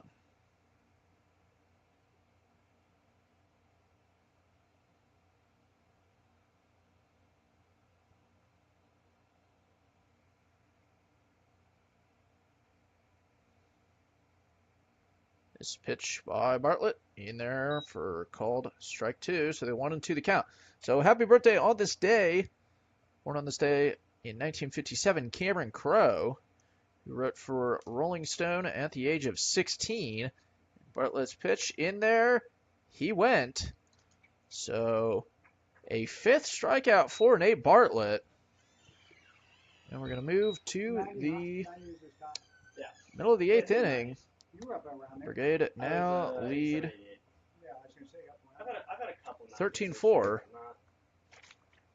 So after I another would- run I in would that put inning. you And with that, we will take a break and be back here on the Sunflower Sports Network. Don't go anywhere.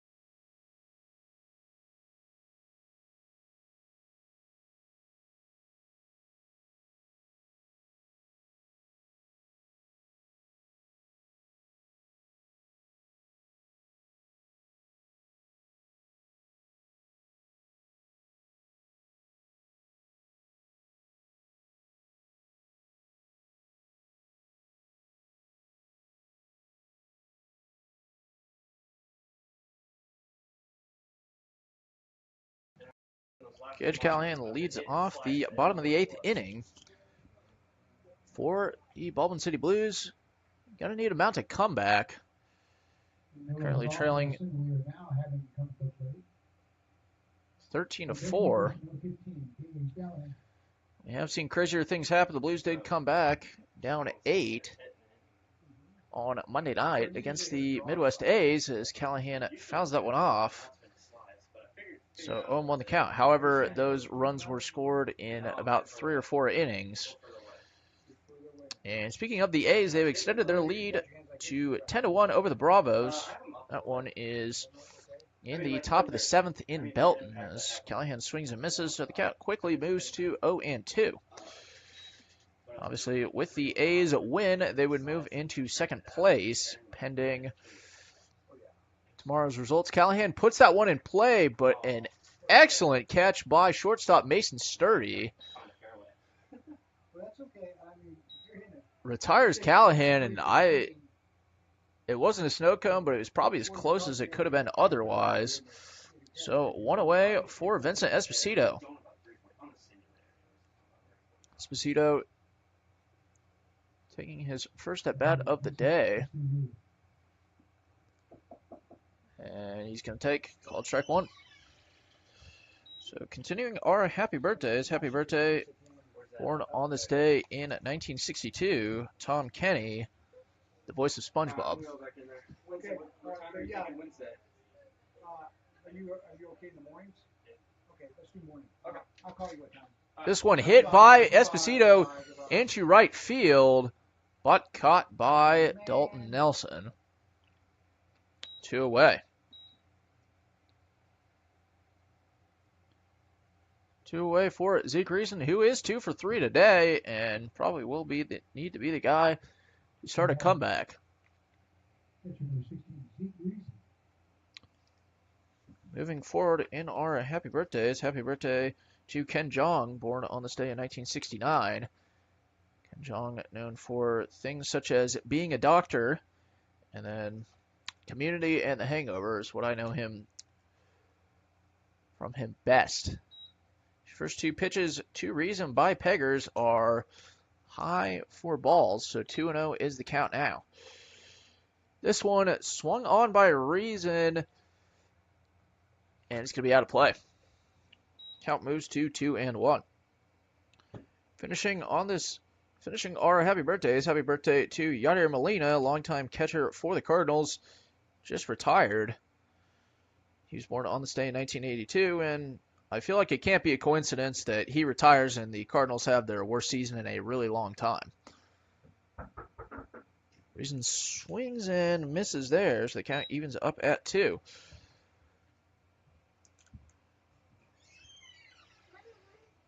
Okay, here's you got to come down to the Happy birthday to Cody Bellinger, born on this date in 1995. Bellinger with the Cubs. It's that pitch outside. Ball 3. Our final on this day, or our final happy birthday, well, I guess it hasn't happened yet, to Jean-Luc Picard. 3-1. Full.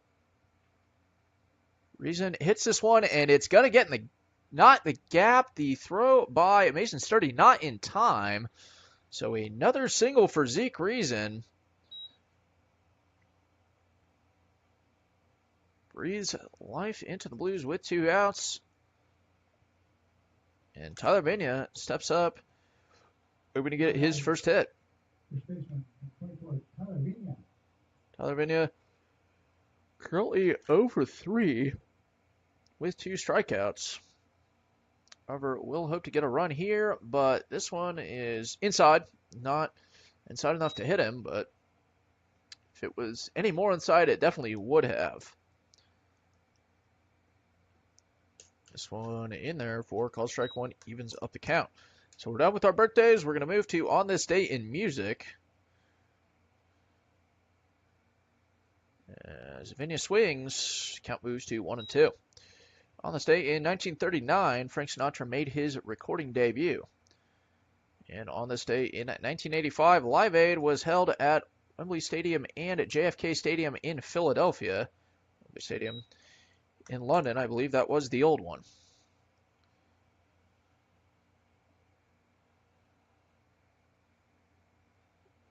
These last 2 pitches to Vigna have been balls. So it evens up the count, or excuse me, juices the count full at 3 and 2.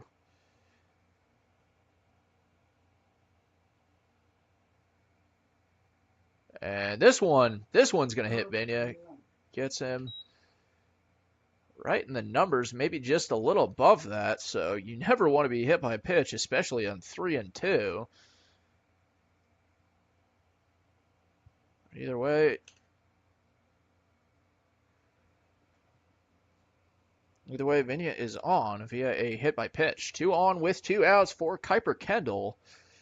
How about it? Number 18, from Washington University, Kuiper Kendall. Kuiper Kendall is making his first batting appearance tonight. Pitched an inning.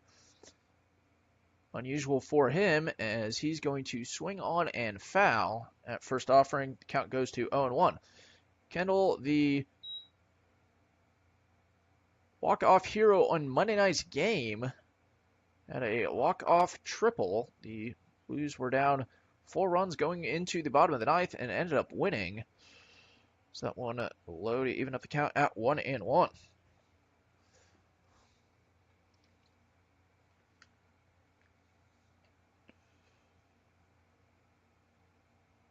This next pitch by Peggers is low, so the count now 2-1.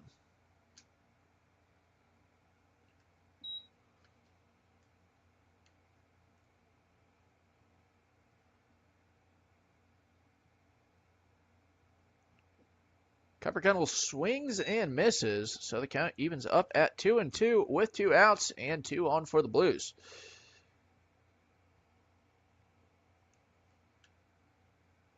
Time is called by, I believe, Kendall, so we will take a short break in the actual action and be back in just a moment.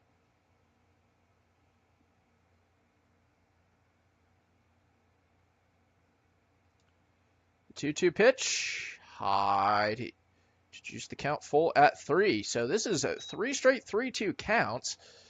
They have both ended in different results of hit by pitch. Kuiper Kendall will send one into right field. And Vigna and Reason both had a beat on it. However, they will remain on their bases. But a 2-out single by Kuiper Kendall means bases loaded here in The bottom of the 8th inning. From Mid-American National University, Austin Arocha. He's up Austin Arocha. Arocha coming in for Harrison Jewell. And Arocha takes the first pitch high for ball 1. Jewell will finish the day at 2 for 3 with a home run to his credit.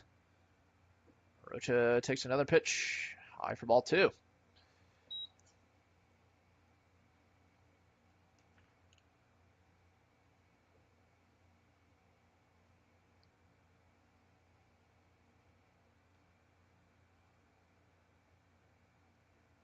Arocha takes the next pitch.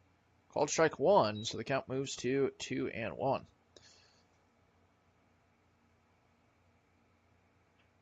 Arocha sends this one. It's going to be hit to Keegan McDonald, and Vinia will be tagged. So a fielder's choice ends the inning.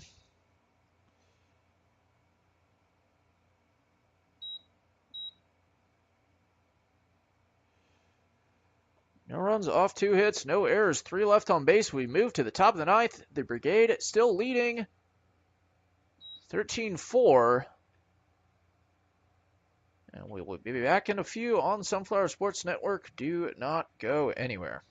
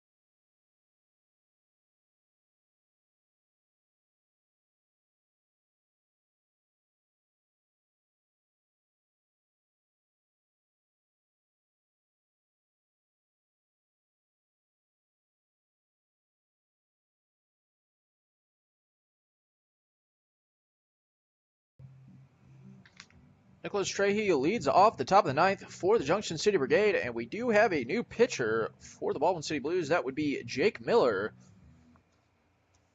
So Nate Bartlett's day is done. We'll read you his line right now. 1 2/3 innings pitched, 7 batters faced, 33 pitches, 1 hit, 1 run. That was unearned. Trahey will foul that first one off. Nicholas Trahey. 1 walk for Bartlett and 5 strikeouts. So each retirement for Bartlett in his last, actually, couple outings have all been strikeouts. I believe he's down to the last, 11. Unfortunately, I don't have the number in front of me. Miller's next pitch is high and probably would have touched Trahey on the head. Had he not ducked.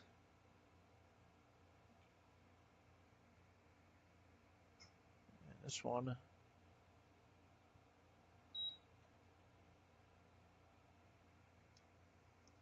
Low and away for ball 2.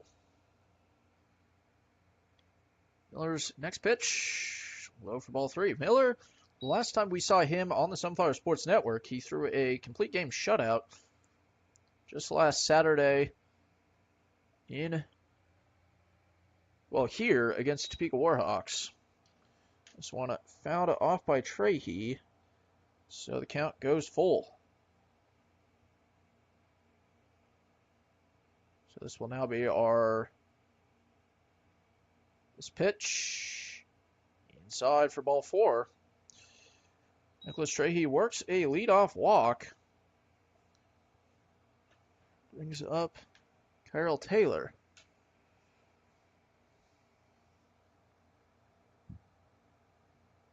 Now batting, second baseman, Kyle Taylor. Kyle Taylor fouls the first pitch off.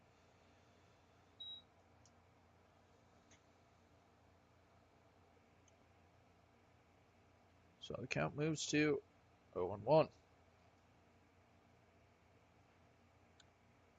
Kyle Taylor, this next pitch fielded by Kendall to throw way over the head of Tyler Vigna, though. So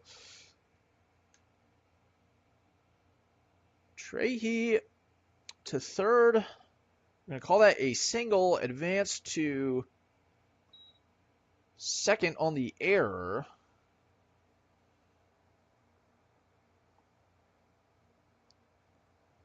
Center fielder, Jace Essex. Brings up Jace Essig, who is currently 3 for 4 on the day. Homered in his first at bat, then a double. However, Kuiper Kendall, the ball is hit to Kendall, and Trahey will score from third. Taylor retired. Essig Now batting,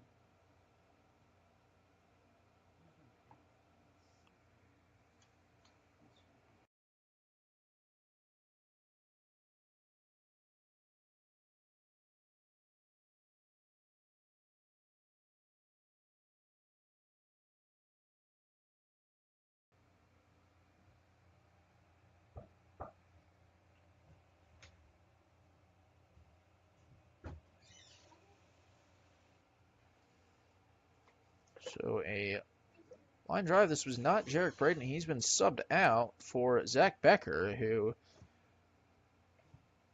takes one the other way. So there's now 2 on for the Brigade with nobody out here in the top of the 9th. 10-run difference.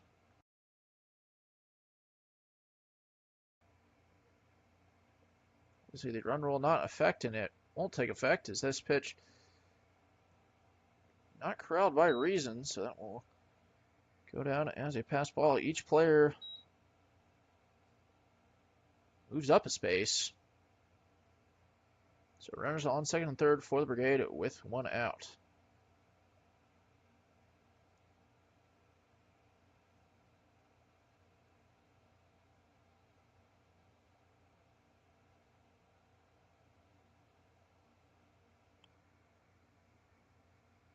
This next pitch in there. 4 strike 1. Evening up the count at 1-1. This next pitch, low and away. 4-2.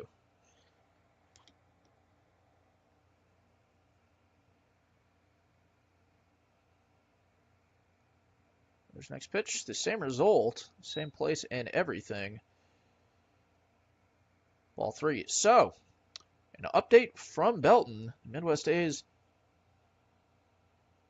have run ruled the Bravos 11-1 in the 7th inning. This one will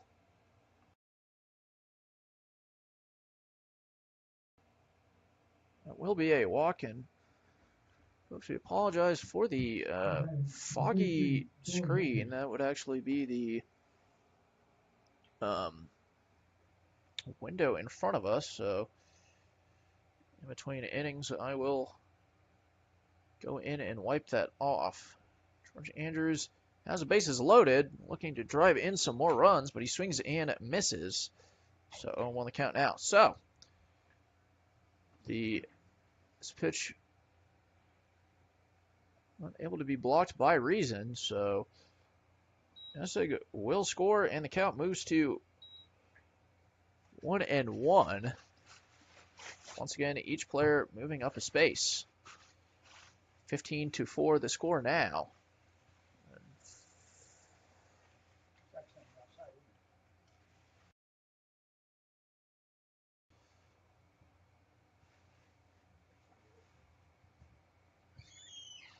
it? So 1-1 the count now. And there it goes. Not sure what happened on that pitch, but we have a clean window now.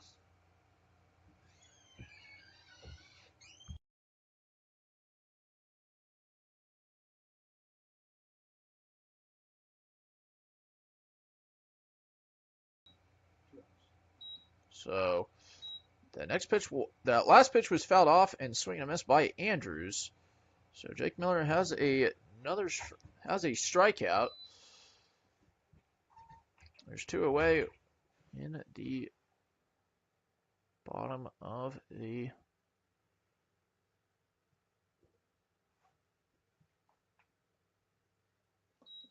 5th.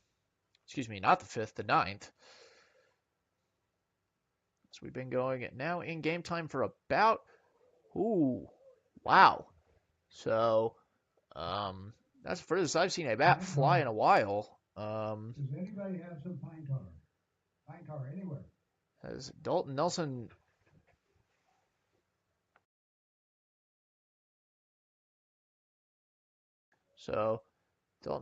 moves to, or the count moves to 1-1, not 2-0. As Dalton Nelson swung on that and his bat went flying quite high, probably about 15 feet in the air, but Nelson will rope this one foul. Count moves to 1-2. Thankfully, it hit the fence before it hit anybody else, so everybody is okay.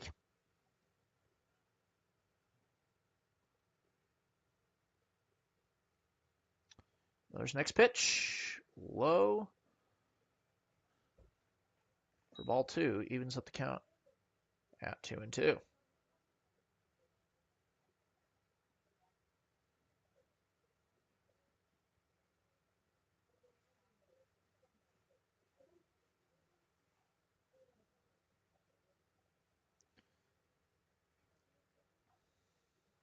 The 2-2 pitch. Low for ball 3. Count goes full.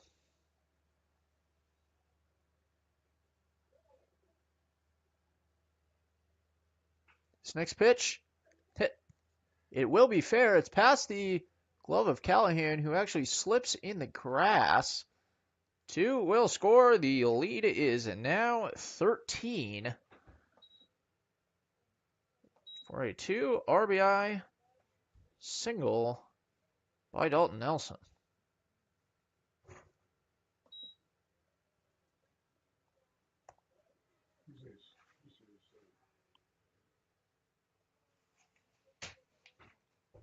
So Keegan McDonald steps in. Now batting.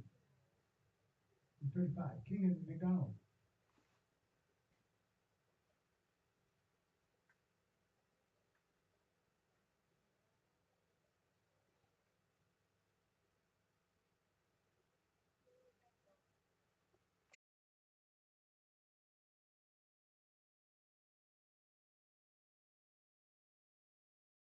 Folks, we're back here. Unsure of what the reason for losing our connection that time was, but we did. However, all you missed was pretty much 2 pitches. Keegan McDonald was retired on a ground ball to Gage Callahan. So we moved to the bottom of the 9th inning. As I was trying to say before, I was rudely interrupted by the internet. The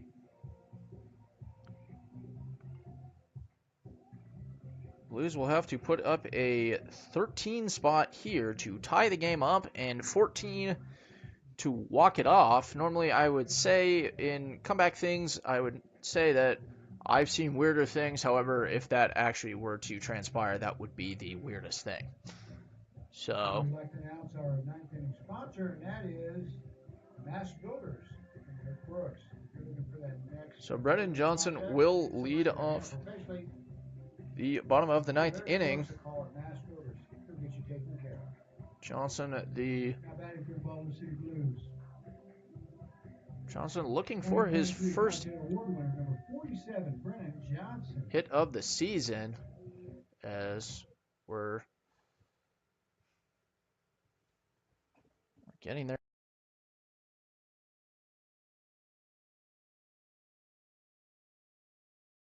His first pitch by Johnson hit in the air into foul territory and caught by McDonald. So one away here in the bottom of the ninth inning for Bryce Clark. Number 1, Bryce Clark.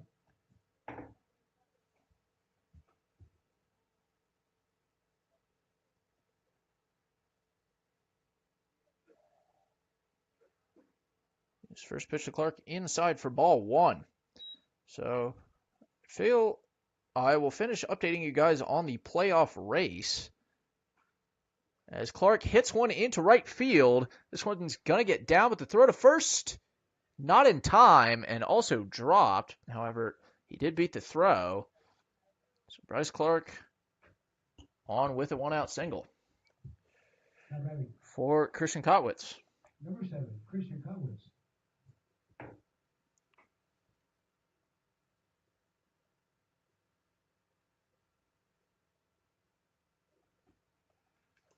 Throw it over to first to try and catch Clark, and not in time.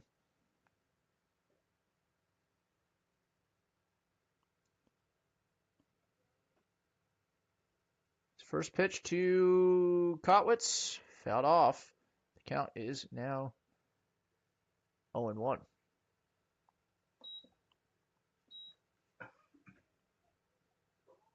So, with the Midwest A's win over the Bravos, they have possession of second place. And the all-important bye as that one goes high to even up the count at 1. So the Topeka Warhawks have a doubleheader against the Farmers tomorrow night in Topeka. If the Warhawks sweep, they will have second place as Kotwitz swings and misses there. However, if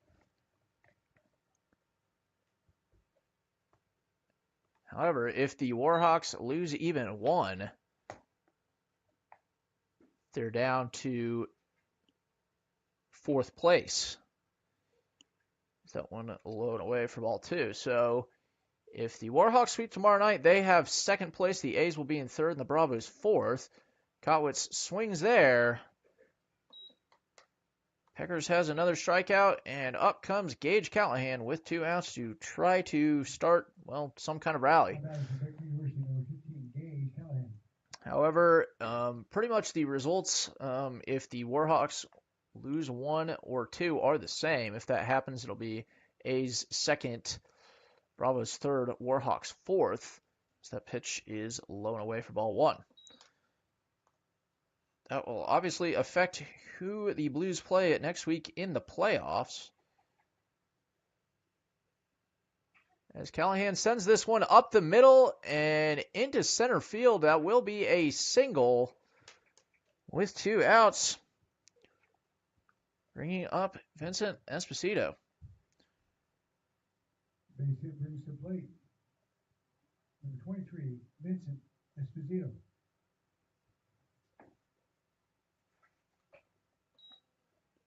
So Vincent Esposito trying to make something happen with 2 outs.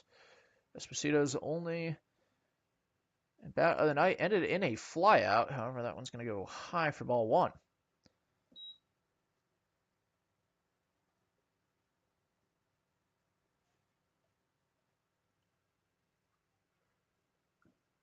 This one catch the outside part of the zone for called strike 1 and evening up the count at 1.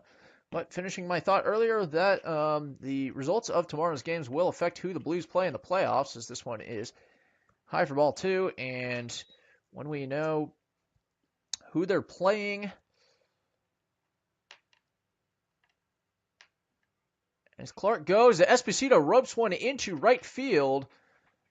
Clark will go home. The throw there, not in time, and actually overthrown. So Callahan to third, Esposito to second. Cool.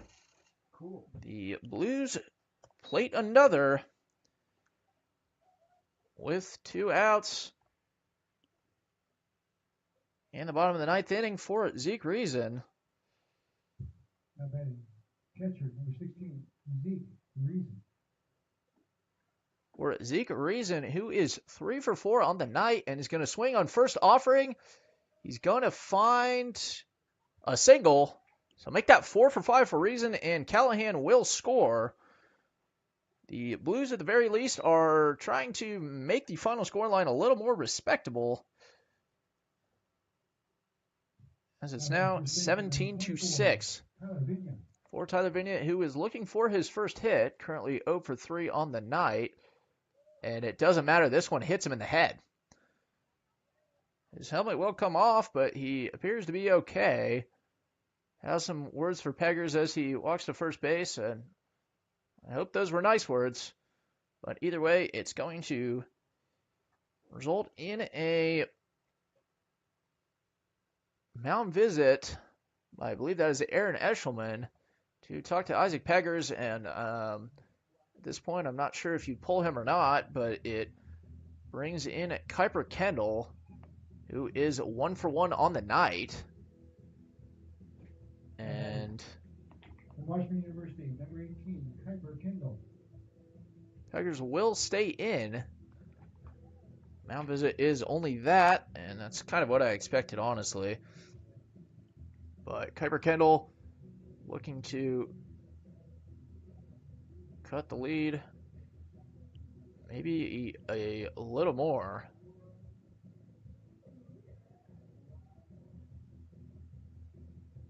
With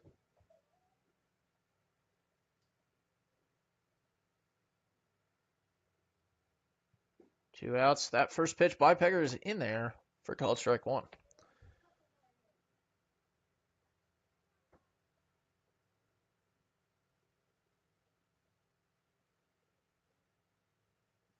Kendall swings and misses. The count quickly goes to 0-2.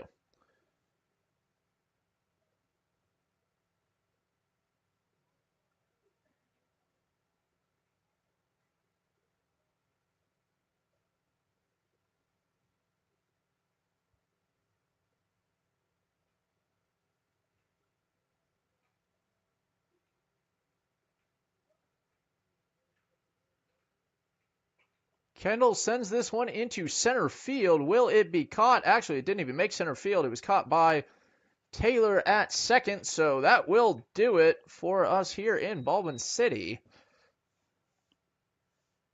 2 runs off, 4 hits, no errors, but 3 left on base. The Brigade win tonight. Their record improving to 21-3. Actually, that might be 22-3. They had a game last night that I did not see the end result of. The Blues will fall to 10-16. Stick around. We will be handing out our awards.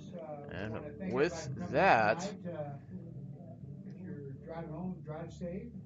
That will be the game, and the Brigade will have a long night. On the 19th, we're not sure who will be playing yet, but we will have a home game here on July 19th. Junction City, I want to congratulate them on outstanding regular season. So Junction City, 1 game remaining, but presumably 21 or 22-3. The Blues fall to 10-16. The next time we see you guys, it will be on Saturday. That will be for the Mid-Plains League All-Star Game. At 3 o'clock will be the Home Run Derby. And at 7 o'clock will be the actual All-Star Game. And we will be there for both of those games. So if you're not able to join us in Junction City, we will be on here. And then after that, we'll see you guys on the 19th. That is next Wednesday. The Blues will host Game 2 of their playoff series. Opponent TBD. However, we will find that out probably tomorrow night and distribute that information as quickly as we can. Either way, Lane Gillespie will probably have the call on Tuesday night for the away game that will be on the on Plains League radio. With that, we're gonna call it a night. Apologize once again for the technical difficulties. They will definitely be fixed by Saturday. And we want to thank everybody for tuning in once again. Have a good night, and we hope to see you Saturday. It should be a good one. The West has won the last couple of years. The pairings for this year, it's the Brigade, Warhawks, and Farmers in the West, and the Bravos, A's, and Blues in the East. So we'll see how that one goes on Saturday. But have a good night if you are still listening here tonight, and